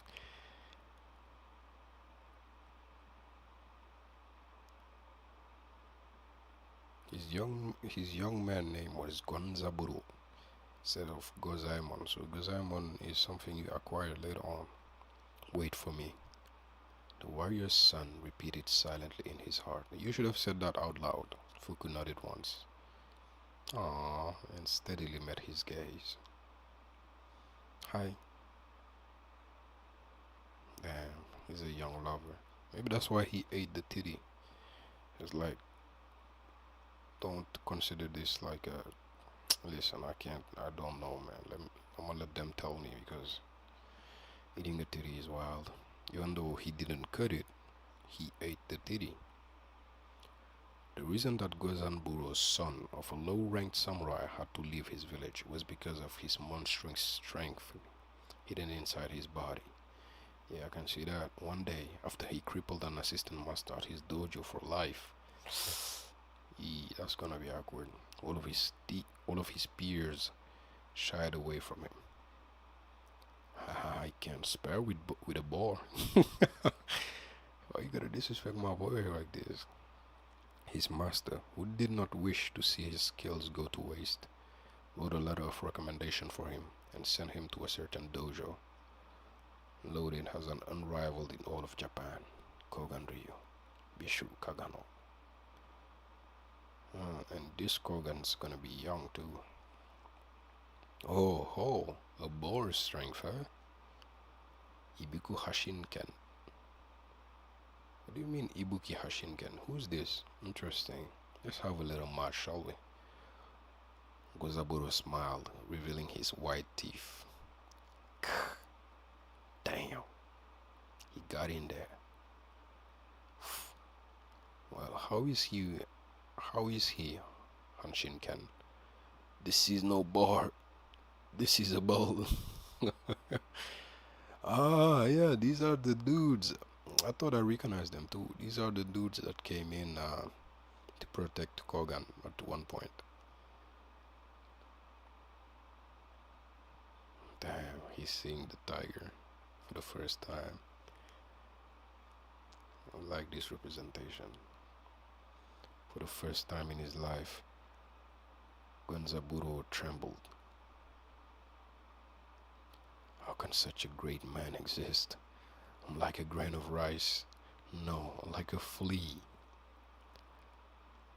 Oh, he's given him the thing. The NATO test. He's gonna slice that shit. If you stress, you ain't gonna stay.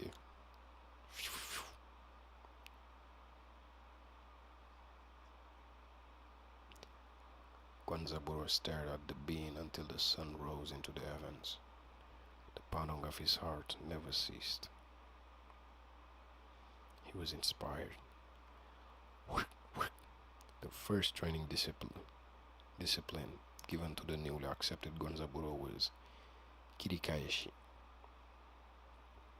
where the trainees strike alternating left and right blows at the target. Damn, till bleeding. While leaving on business one day, the master had happened upon Gonzaburo and instructed him to practice Kirikaeshi until he returned. 3 days later. Oh my God. He was breaking trees.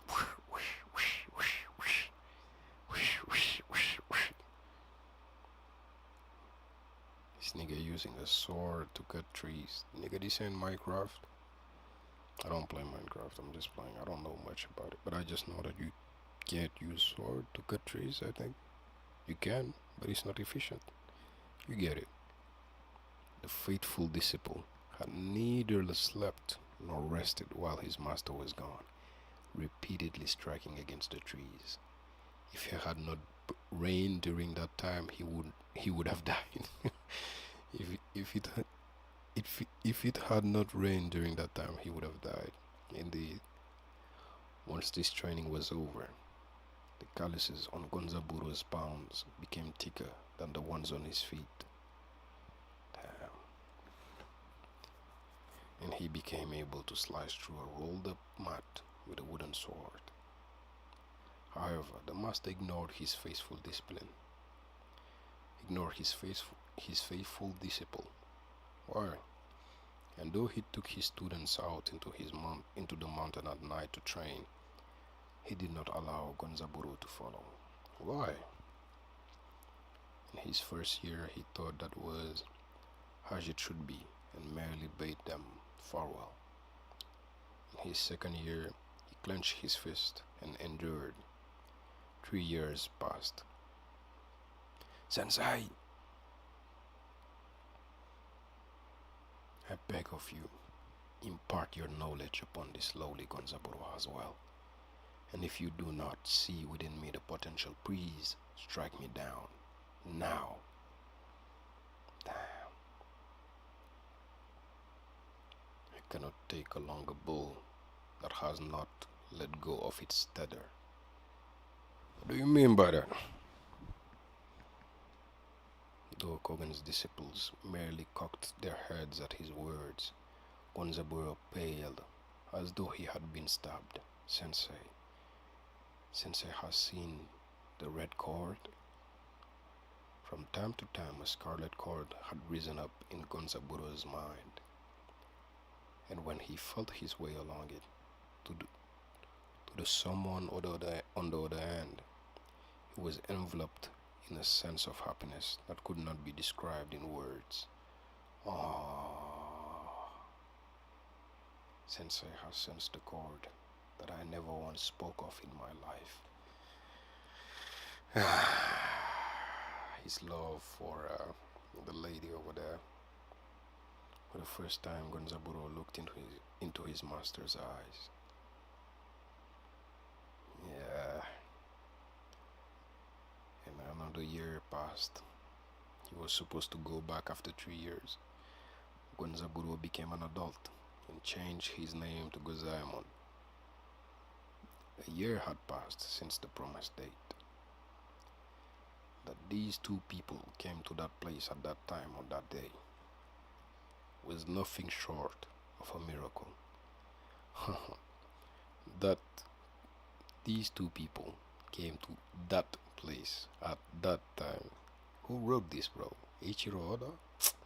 Stop playing. Fuku.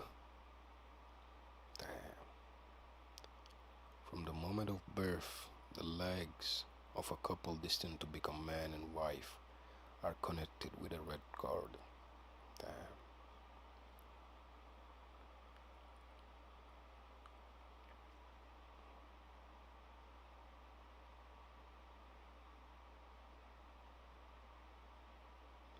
There is no way he just did that. There is no way he just did that. There is just no way he just did that.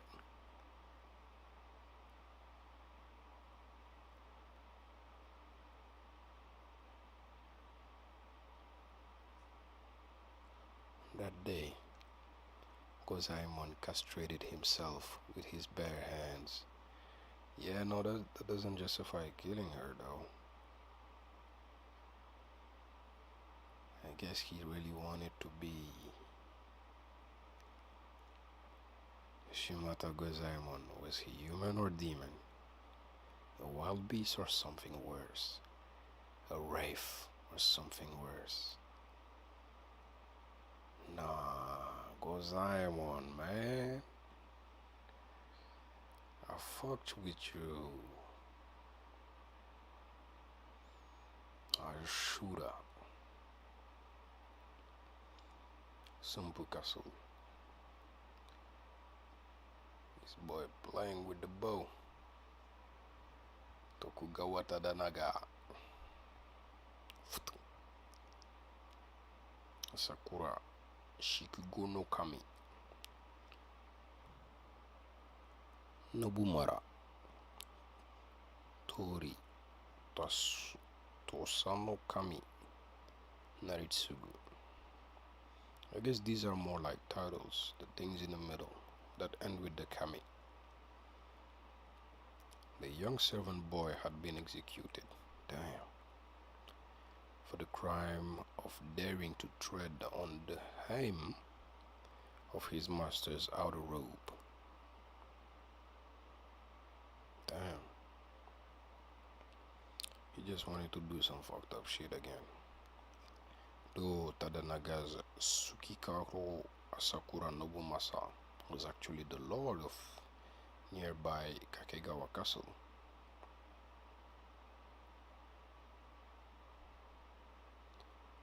He had been living in Sumpu for quite some time, in an attempt to rein in Tadanaga's increasingly destructive urges.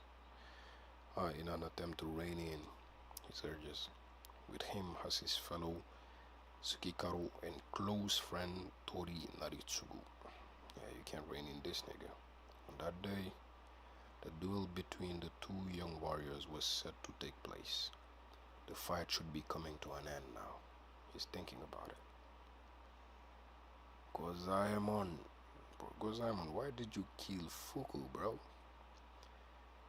Was she gonna wait for you? I don't know. But even more reason, if she wasn't gonna wait, let her be happy. Nigga castrated himself. Yeah. And he isn't even the heir. I guess he can't be the heir because he castrated himself. That's the only reason he wasn't the heir, I guess. Damn. Mr. Gozaemon. He flipped up some entrails, spreading the smell around.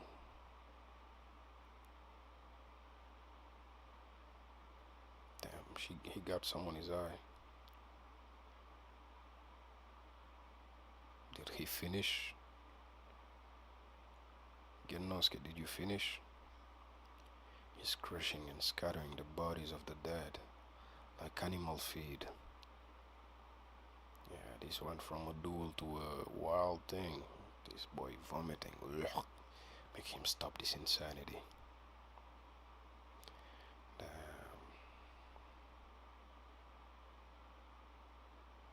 Though they surrounded him, as they had been ordered, not a man among them had the nerve to step forward. The one person who walked out alone was a man named Ishida Hontaro. Hontoni Hontaro. Among his peers, he was known as Bosatsu Ishida,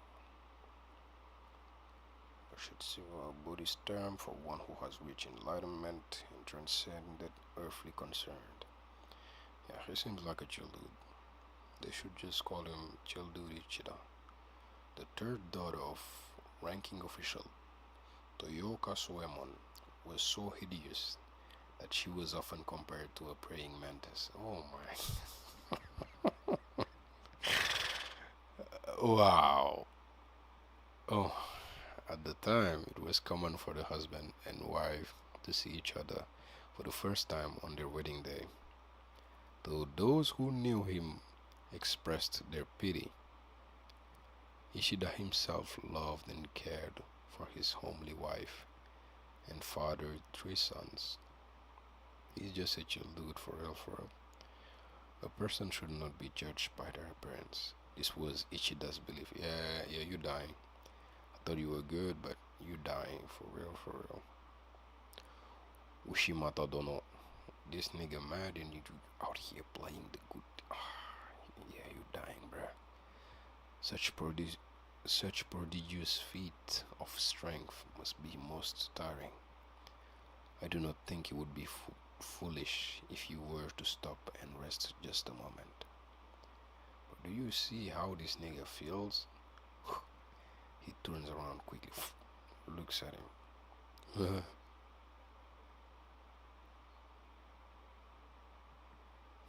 He has let go of the swords, but oh,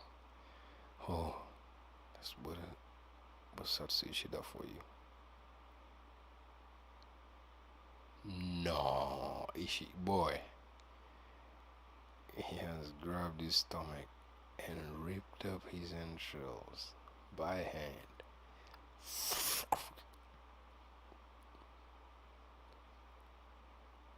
Boy, he got 3 sons. Chill.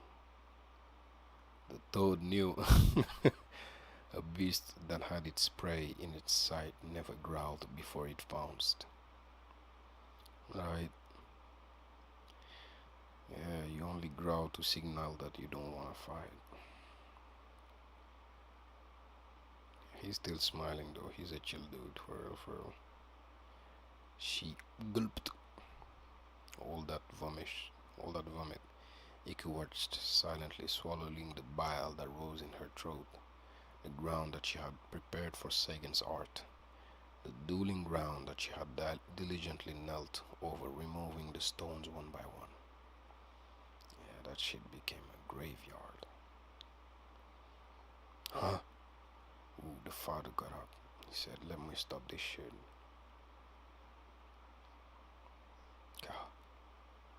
Karo, father, Shishue. Gozaimon! You defile this sacred ground with the remains of the already slain, and then dare to kill a man in my service who came to you in peace, unspeakably vile. Wretch! An insane man has no right to claim vengeance. I, Buzen no Kami, will stop you. That boy goes, look. No thought of the difference in skill even entered the old warrior's mind. Yeah, he just sought to do right by what's happening. Gozaimon looked at him. He looked back. Um, you have fallen into the lightless abyss, Ushimata Gozaiman. Newborn.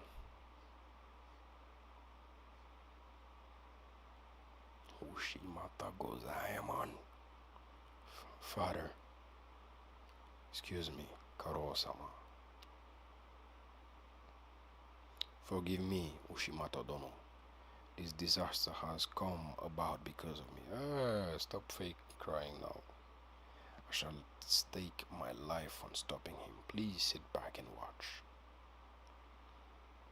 Karo-sama.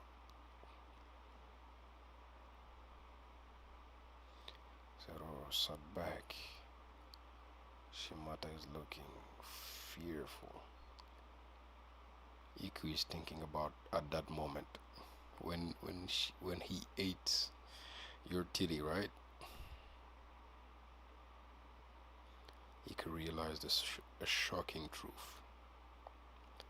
The man who had killed her fiancé had been none other than Ushimata. Huh? Huh?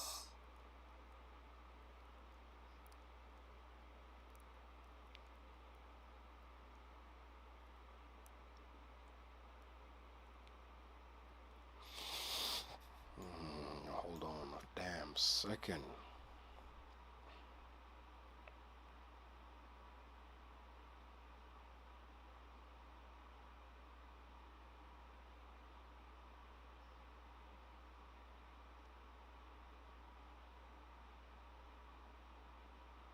They had no choice but to follow Ushimata's advice.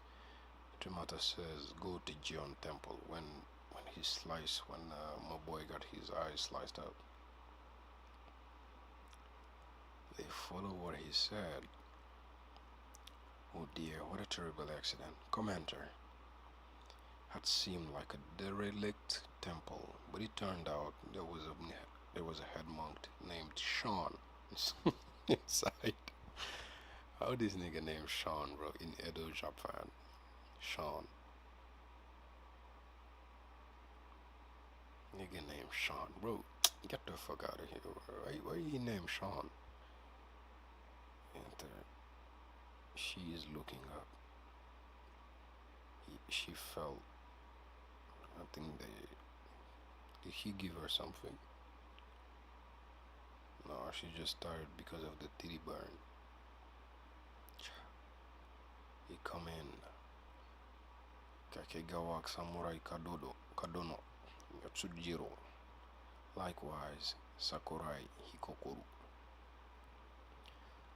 Kadono's daughter and Sakurai's younger sister had both fallen victim to Seigen's allure. Fuck, giving up their innocence to his base desires. Yeah, I think I saw their names in the list of all the ladies that he actually slept with. They came from vengeance. Wank, wank, wank. Oh no. Yeah, the next pages are kind of wild. Just to maximize the pain, right?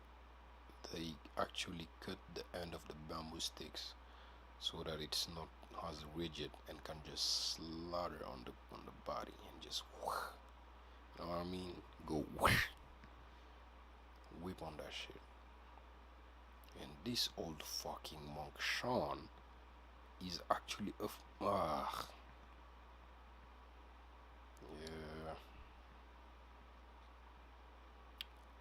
Yeah. So they got attached. He got beat the fuck up. Iku, yes. What has happened to my face? What of my nose? What of my ears? Your face is like that of a newborn baby. Iku is too sweet, man. She's going through the fucking thing.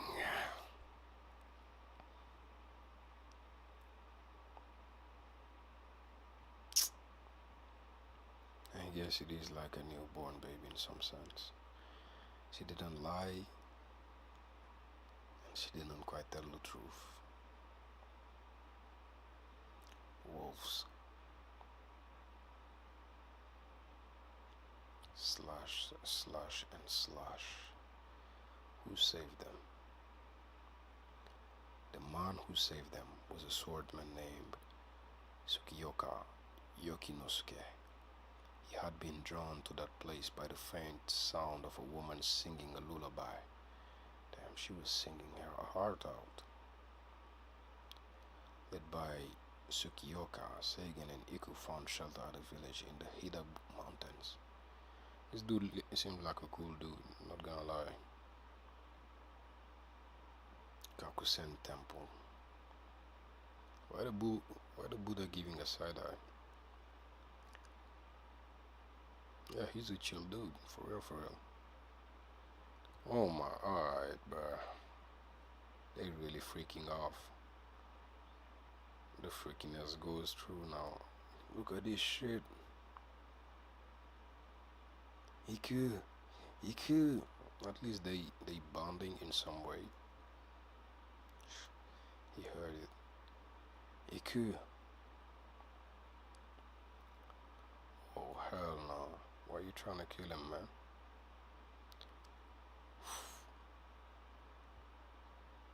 He let go. He saw himself getting cut. And he fell. He did not strike Seigen. His blade did not even touch Seigen's skin. Tsukiyoka's katana swiveled just before he struck, his blade facing inwards. But Seigen fell to the earth unconscious. He had seen it.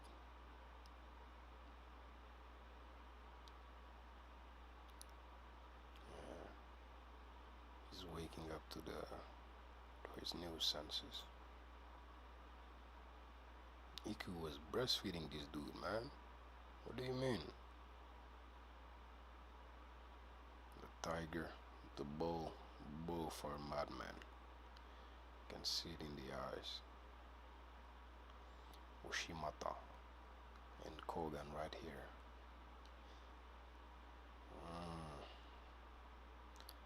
Free of avidya.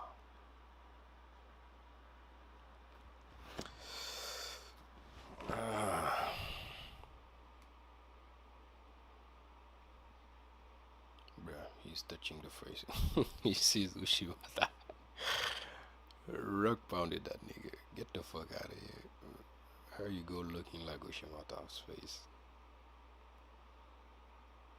Another face. Look like look like fucking Genosuke. She looks. This nigga pisses on him. Said Genosuke, man. Drizzle on that boy.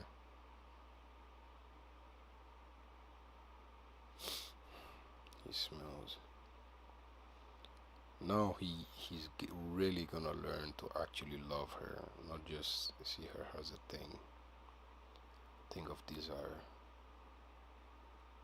He licks the stick, grabs her titty. Ah, that's the one that was burned too.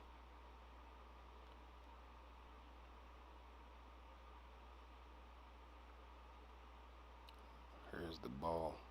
Strong. He pops it. Hacky sacks. She throws it. He slashes that shit. Beans come out. A bean. She throws it. she got a whole bandana for him. A little romantic thing. That shit slipped right through and hit his eye. Actually, I should start mentioning it. It's actually interesting that we're getting a relationship of him accepting a relationship with the woman compared to Ushimata, who killed his woman. Yeah, I think that's what's being put against each other here. That's what is. Those are the ideologies that are going to link their battle. The bean slapped him in the face. He isn't good yet. What is he doing? Oh, he's taking a shit. Oh, I guess she's ready to wipe it off.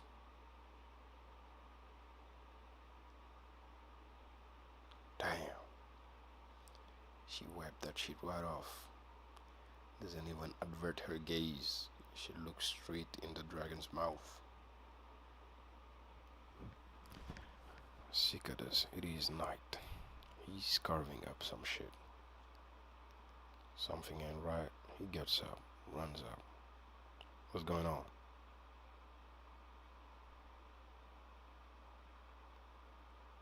He cut the bean. He cut the bean. Thunder.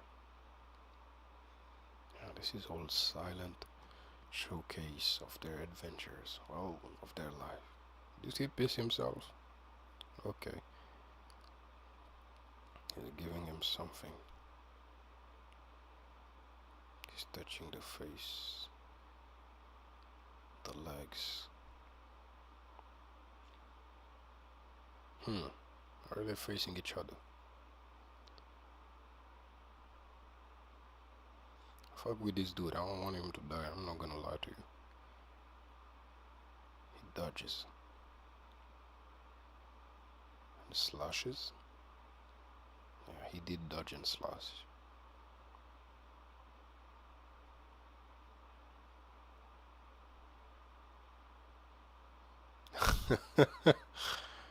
These dudes are wild. They cut up the Buddha and are doing the nasty on him.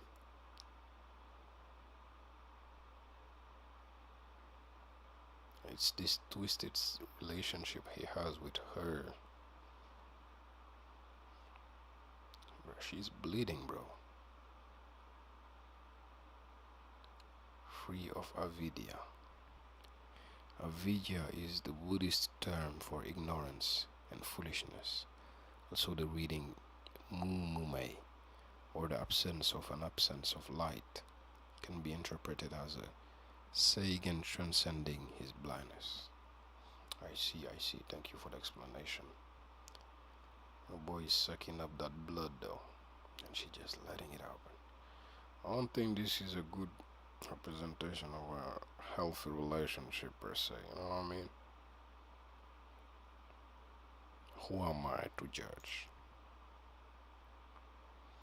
She 49 hallucinations. I just can't stop right now. Not gonna lie.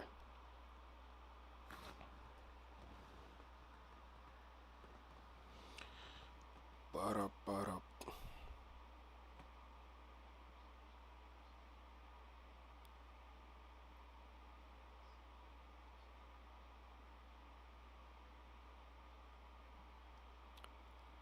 Ba-da-ba-da-ba-da-ba-da.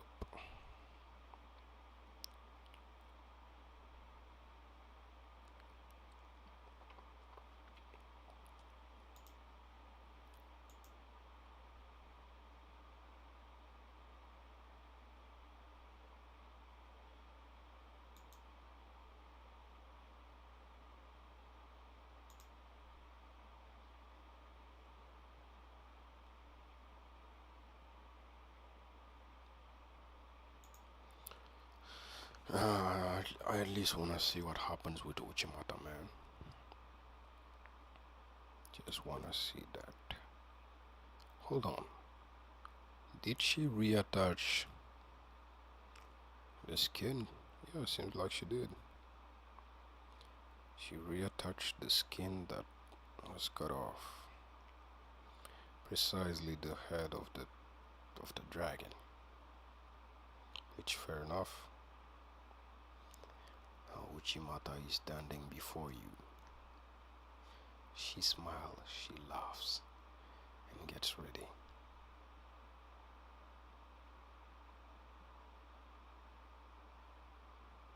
Uchimata, man, why'd you kill her, man? Ooh, he's reminiscing the wound he left on her back. On his back, I should say. What's this? It's walking forward smoothly, like flowing water.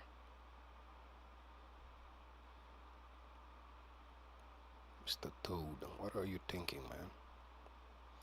Shimata. A dueling ground is no place for theatrics. You are in Kogan's thrall, unable to even struggle while dancing for his amusement. Though the spectators say that a bull demon has appeared, that the demon has slain 3 spearmen in one strike with a wooden sword, that the demon tore apart a samurai with his bare hands. Shh, those are all merely illusions. No such hallucination can reach my eyes. Only seeing the true truth, not impressed by the big assness. You are struggling, no matter what anyone else thinks. Huh? Damn. Stabs here, hits there. You're struggling unlike a true samurai.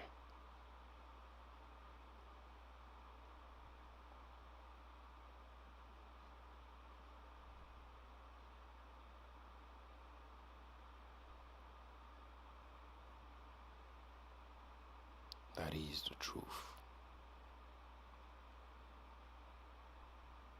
Hirako, this day will not be the day you defeated Kogan Ryu. It will not be recorded as such. This will be recorded as the terrible day of disaster when one crazed fool slaughtered countless people of Kakegawa. I will tear your corpse to shreds and mix it well with the others. No grave shall provide rest for you. He goes, stabs that shit. Ready to slash. Oh, who's this? Oh, that's Mia. She's waking up.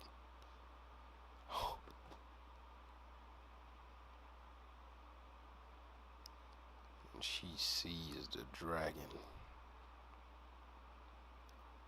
dragging his sword. One strike. I will slay you with one strike. His voice could be heard across the arena. A single strike? He believes that he can fell Gonza with just one blow. Can he truly do it? Hirako Saigen. Though the art of Mumio Sakanagare was based on the same principle as that of Kogan Ryu Nagariboshi.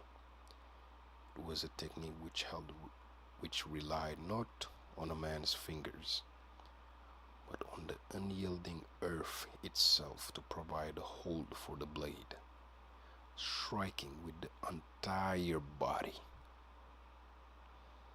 That's how much more powerful it is.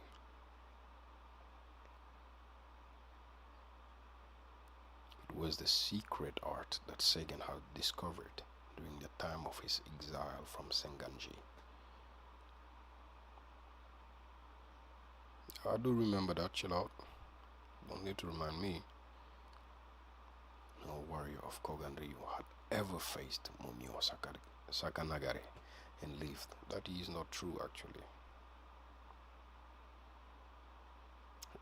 That boy resting right there, still alive. You have shown me the art. You have shown me the path. Your sacrifice will not have been in vain. Yeah, he realized how the technique works. Yeah. Kuzaemon. Came back to normal. Hirako Seigen, I will defeat you.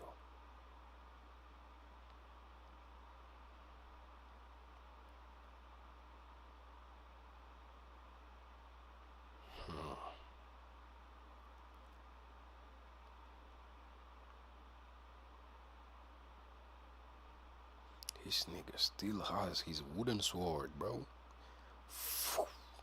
and it's on. Here, actually, the motion is starting with this hand, and it usually is a complete of both hands. This is a psych out. Hold on a damn minute. This is a psych out. He's psyching him out. See, he isn't even in position of the sakanagare. He isn't even contorting his body for the sakanagare. And I think that's what the author was trying to say by reminding us this is definitely a psych out. Look at his arm. It's supposed to be motion from here, and this is the only arm moving right now. The promised cherry tree. Damn, he's on that shit. Gun.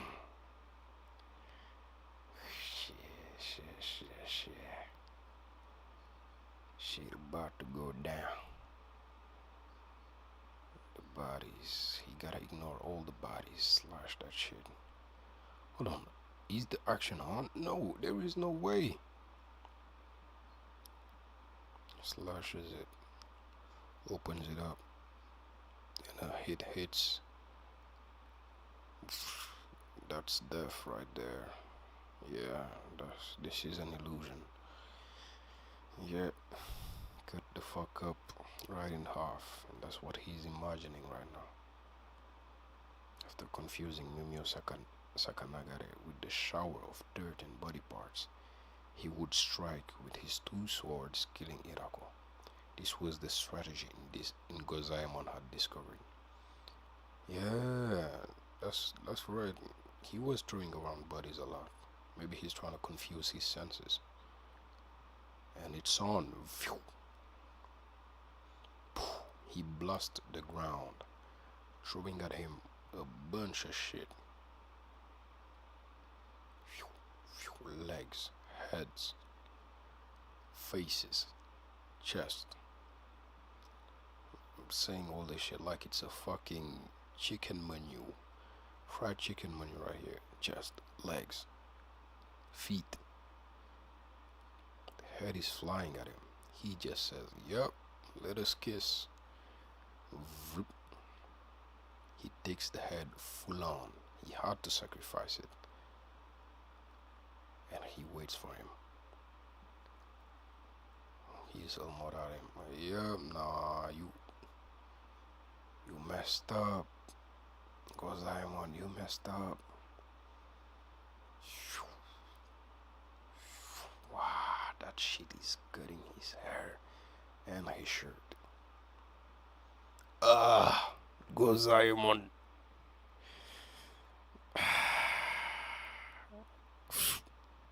Right there. No, he's probably thinking his brother in arm. He had slashed again.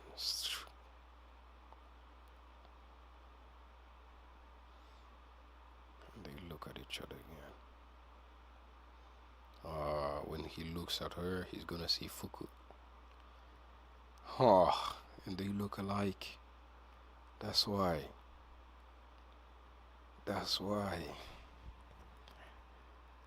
Damn.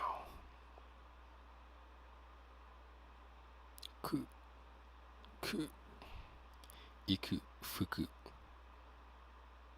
That slash really fucked up your brain, boy. Look at this big ass tree. Hold on.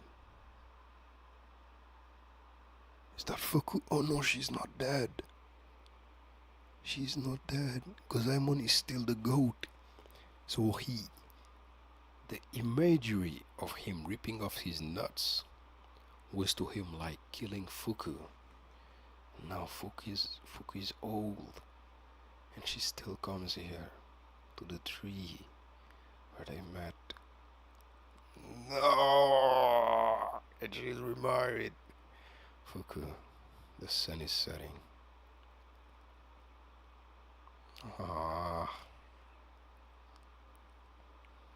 And the tree is cut down. A sign of their love. Done. He got a key and she's pregnant. Because I'm on.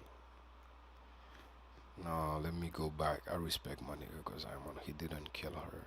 He really just cut off his nuts. That's even more romantic. No. No. So the man.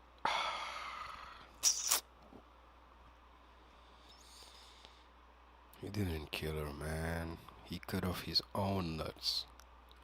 And that imagery, since his nuts belong to her, since his nuts belong to her, he saw that imagery of him killing her, you know? Fuck! So he's not selfish. It was not selfishness that I... Nah, bro. Stop playing with my emotions, man. Oh my god. Oh, she's done. The Zaman Summer's done. Ah. I'll really fuck with Gozaimon, bro. Even the eating of the titty. Even him eating the titty. I can't hate him for it. I'm not gonna lie to you. In the context, I can't hate him for it. Gozaimon for the win. He ripped up his nuts because he knew he wasn't coming back. And so the old geezer and this nigga who has no skills are going for it. And they done. They done, bro. What is Mia doing? Chill out, bro. Ah, he hit her with the back of the sword, I think.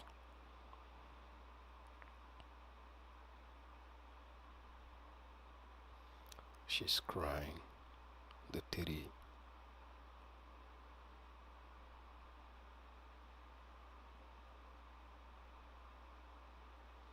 Kangyo is laughing, bro. Nya nya nya nya. This nigga so happy. It is a fearsome sight. Those who fall in battle would surely wish for vengeance, and would also hope that their legacy lives on in records. Nope, it's just death. After the duel ended, the sun set completely covering the grounds in darkness.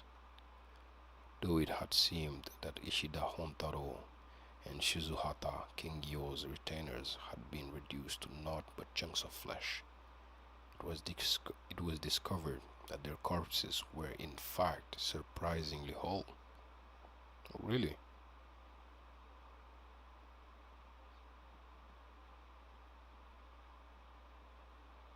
Ah, it was sort of exaggerated, I guess, is what they're trying to say. The whole talk about the illusion.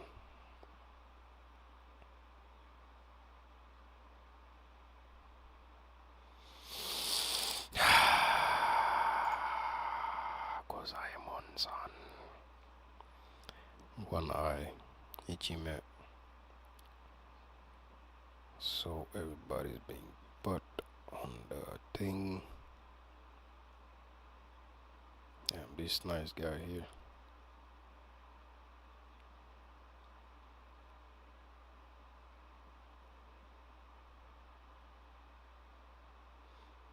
You fucking this fucking freakazoid.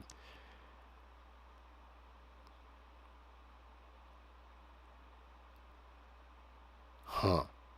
Grab this bitch ass. Oi. Yeah, that arm is broken, ain't it? He's still holding on to the blood. Don't touch my retainer. At that time, below Kakegawa Castle, Haramishi Estate. Damn, this man is sick from that day. Yukichiyo, you must not be lax in your swordsmanship. Yeah, you can't be lax, man. I traveled to Edo, and in the dojo of Juruemon, Tadatsune Sensei through incredibly hard training, I was able to receive a license after only 3 years under his wing. Yukichiyo, have you ever taken your blade to a human being? Yeah, you don't even not try that at that time, instead of Shizuwata. Kengyo is celebrating. What a shame. My blade must be cursed. They're repeating what he said. Fujiki Dono, I wished only to train in the ways of the swords together with you. Yo, they clowning my nigga, bro. They saying what he's. Hey, hold on. What is this? What the fuck is this? What the fuck is this? Yeah, I'm gonna need to get it clear on that skin tone. Bro, they clowning my guy, bro. Good. Sudanoishi. It was a gathering which paid no mind to the rank or station.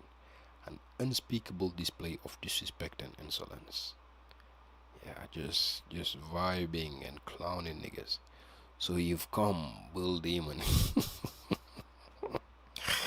I shall strike you down with one blow. He did strike him down with one blow, I'm not gonna lie.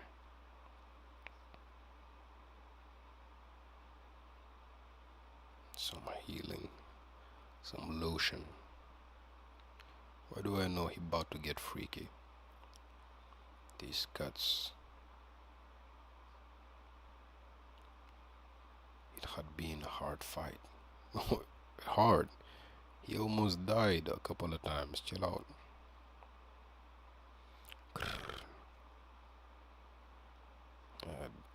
She knows it had been a hard fight. He knows it had been a hard fight. Mr. Kengyo here is just celebrating. There's nothing to fear any longer. There are no more tigers left. No, you tripping. Yeah, actually you're right. There are no more tigers left. He was a dragon. Seigen-sama, with the fame that destroying Kogan Ryu had brought to you, you will forge a bright new future. You will be able to open a dojo in Sumpu and rise through the ranks of the Todoza. A noise. It's a bull. Don't be scared. Ike. It was enough. She fucking got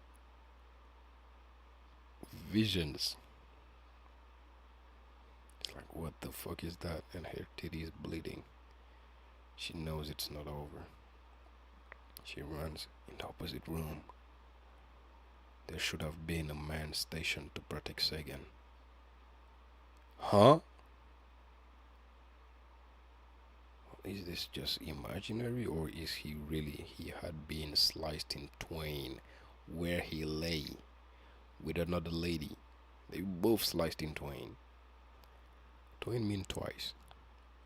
He turns around. Is it possible? No, that's not Uchimata. For a man whose head has been destroyed to still hate his nemesis. Yes, it is. See ghosts. It is not only the brain which can think. Memories are also preserved within the body. Muscles too can hate a man.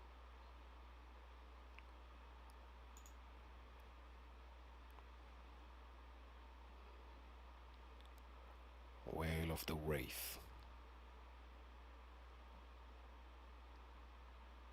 It was a time when anyone could become a doctor simply by putting up a sign.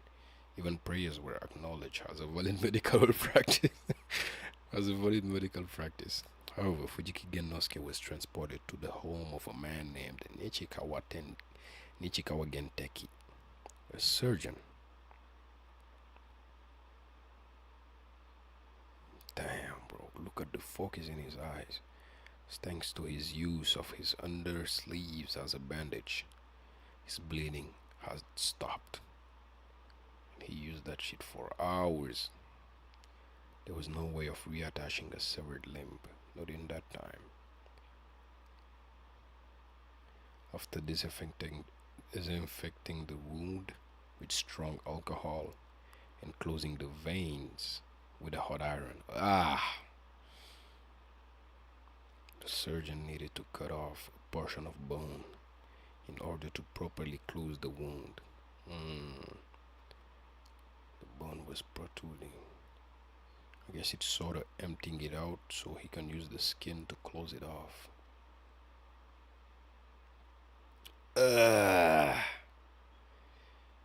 It's worse than that. They fucking pull the meat,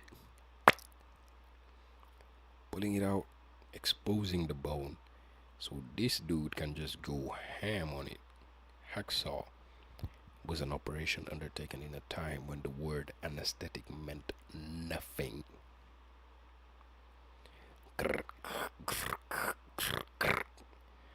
Is what he's feeling right now, right inside his fucking body. It was said that the pain was so intense that men were known to go insane.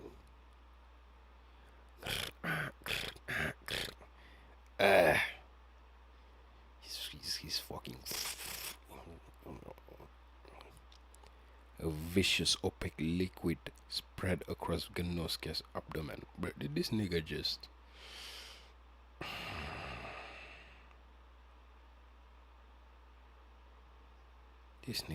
busted.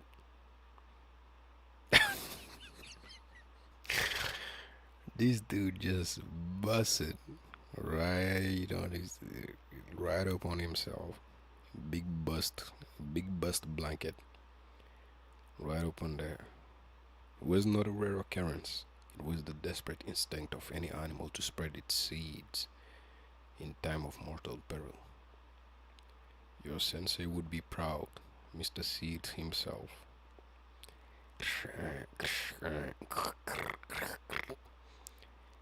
Biting that shit, holding that shit. I mean, I'm surprised he's not hurting anybody around him. Kengyo-sama is looking. The handsome young boy, Hotonoishi, had not a single tooth left in his mouth. Alright. I know where this is going. I just know where this is going. Tonight I shall care for you. And so Shizuhata Kengyo, the man who had once attended to Tokugawa Tadanaga himself, began to service his servant with the utmost care. Yeah, the empty look on this boy's face tells me everything. Give your thanks to Seigen. What do you mean, give your thanks to Seigen?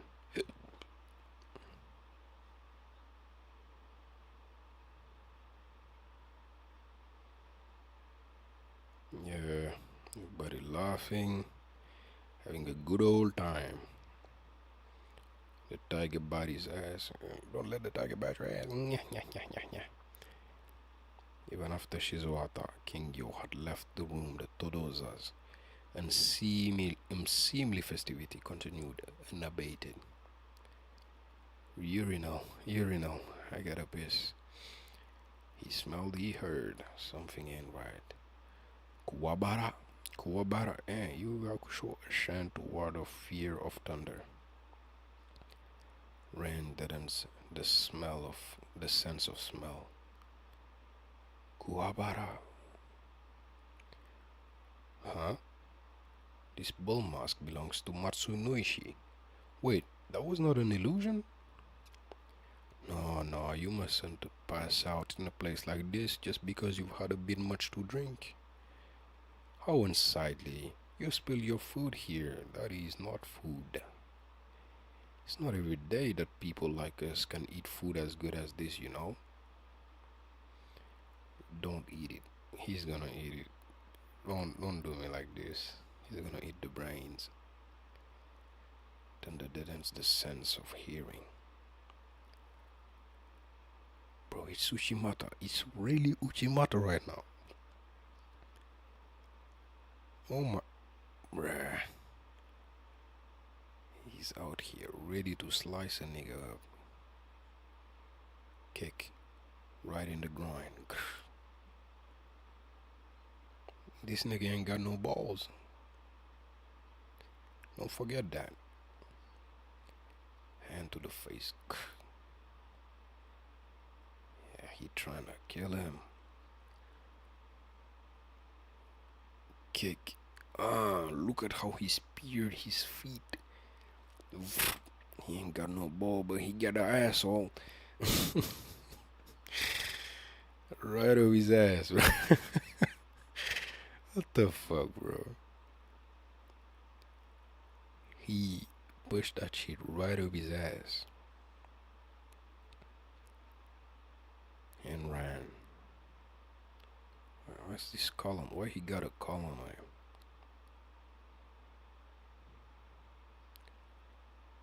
Still trying to run. Bro, he got that shit right up his ass. King. He's somebody there. Screaming. You could give him the sword.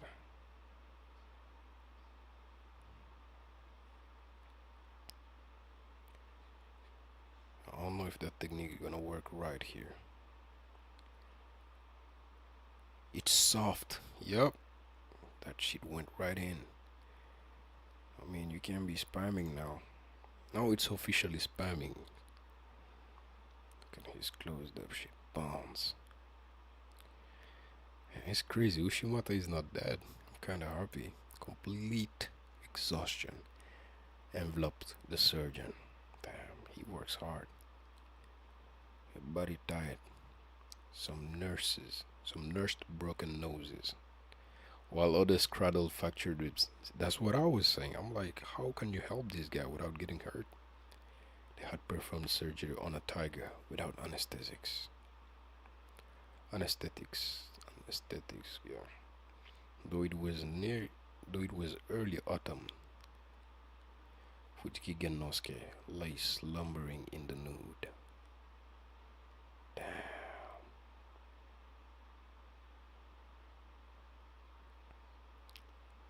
Yeah, that's not gonna work out for you. Yeah, this is when you're gonna have to learn to adapt to technique. He pulls it out the soil, blocks. King.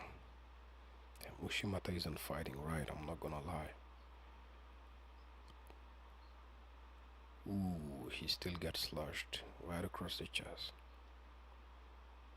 Now it's the turn of Nagarebushi, I guess. Nagarebushi. But he's using Nagarebushi. Through the dull roar of falling rain, Sagan's heard the very air began to shriek. Sedera. His homeboy, Tsukiyoka Yukonosuke, the man who had saved Sagan Iku 3 years ago, had, because of personal reasons, changed his name to Hoshikawa Ikunosuke. He really is a chill dude, man. Ikunosuke possessed a peculiar technique known as Mineuchi Fusatsu, literally blade flat, no killing. It was an art in which his blade, capable of striking down any foe, spun halfway in the palm of his hand, presenting the dull back to his opponent. As a warrior, he was obligated to cut down his enemies, but he did not wish to do so. I told you he's just a chill guy. It was easy to see the inner conflict within his mind, for he did not present the blade reversed from the beginning. But in Sagan's blade, there is no hesitation whatsoever. Yeah, when he slashed him up, in a state of utter calm, his mind will begin searching with terrifying alacrity in order to survive. Yup, he did it once, he did it multiple times. He's gonna do it again.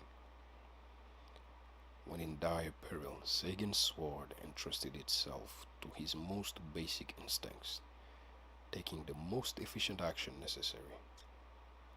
I see. Yep, I see now. I thought somebody hurt you. This nigga hurt himself.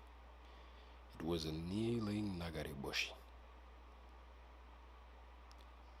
Nothing else but Sakanagahara could stand against Nagariboshi. But the earth, but the earth itself, but the earth, his base of support, had been reduced to watery mud by the pouring rain, except for one spot. He knows damn well where he put that damn sword. Up his feet. And he puts it up its feet. Twist his own body to its uttermost limits. Slashes it. A proper Nagareboshi for our man. Whoa! Hold on. That's right in him.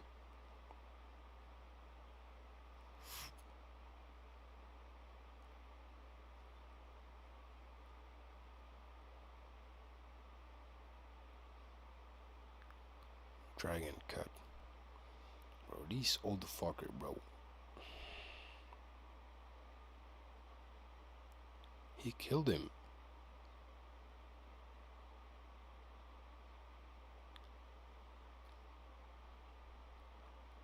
Though the low-flying Nagarebushi should have cleaved Sagan's body cleanly in twain. Oh, he was just tripping. The bull demon's monstrous strength had broken the wooden nail holding the blade in place. Oh my God, your strength killed you. Fucking kidding me. So his Nagariboshi would have had time to go. But the fact that his monstrous strength, I guess his state of mind, fucked up the sword like this.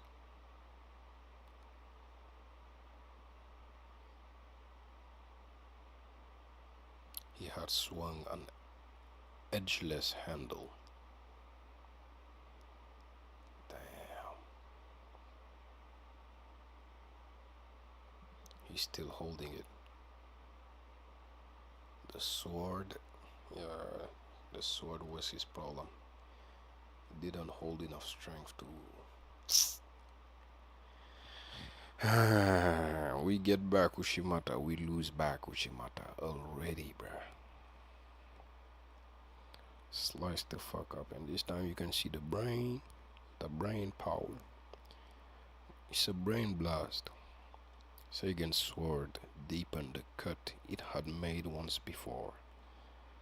You don't fucking say. However, that very blade had sliced through his own right foot, straight through the bone. Yeah, you don't fucking say either. Motherfucker got a full hand on his feet now. Got that monkey feet. Fujiki.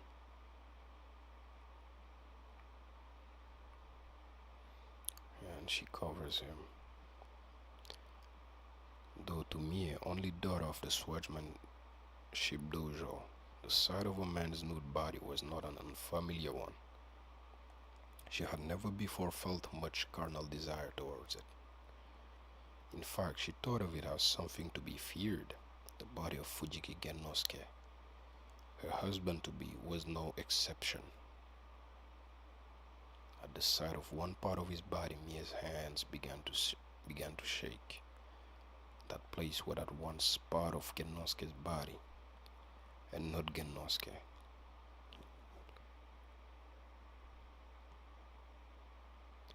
It was Gennosuke's body, and yet at the same time it was connected to somebody else. Damn. I hate this. I hate it. I hate it. That's some strong emotion.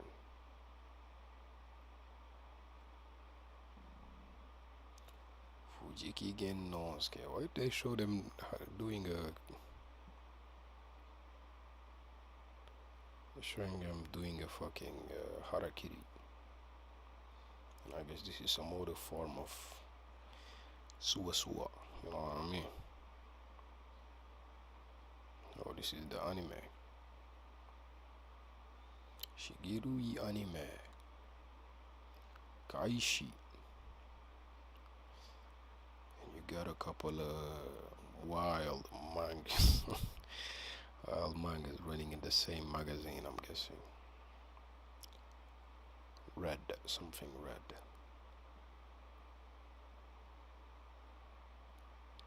I don't recognize any of these styles. This one looks kind of cool. Yeah, I'm gonna have to get it here, you know what I mean? I couldn't stop on the chapters beforehand, but now I feel like it's a good time to stop. It's a good time to end it.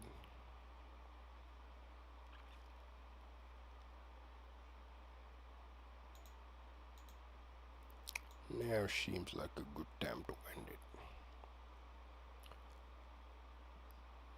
Well, thank you for the watch. It's cool, it's cool. Thank you for the watch. Have a good time. And I'm gonna see you when I see you. You can, well, I hope to see you again, but you know, I don't have to tell you. It's all up to you. Cool, cool. Good looking out.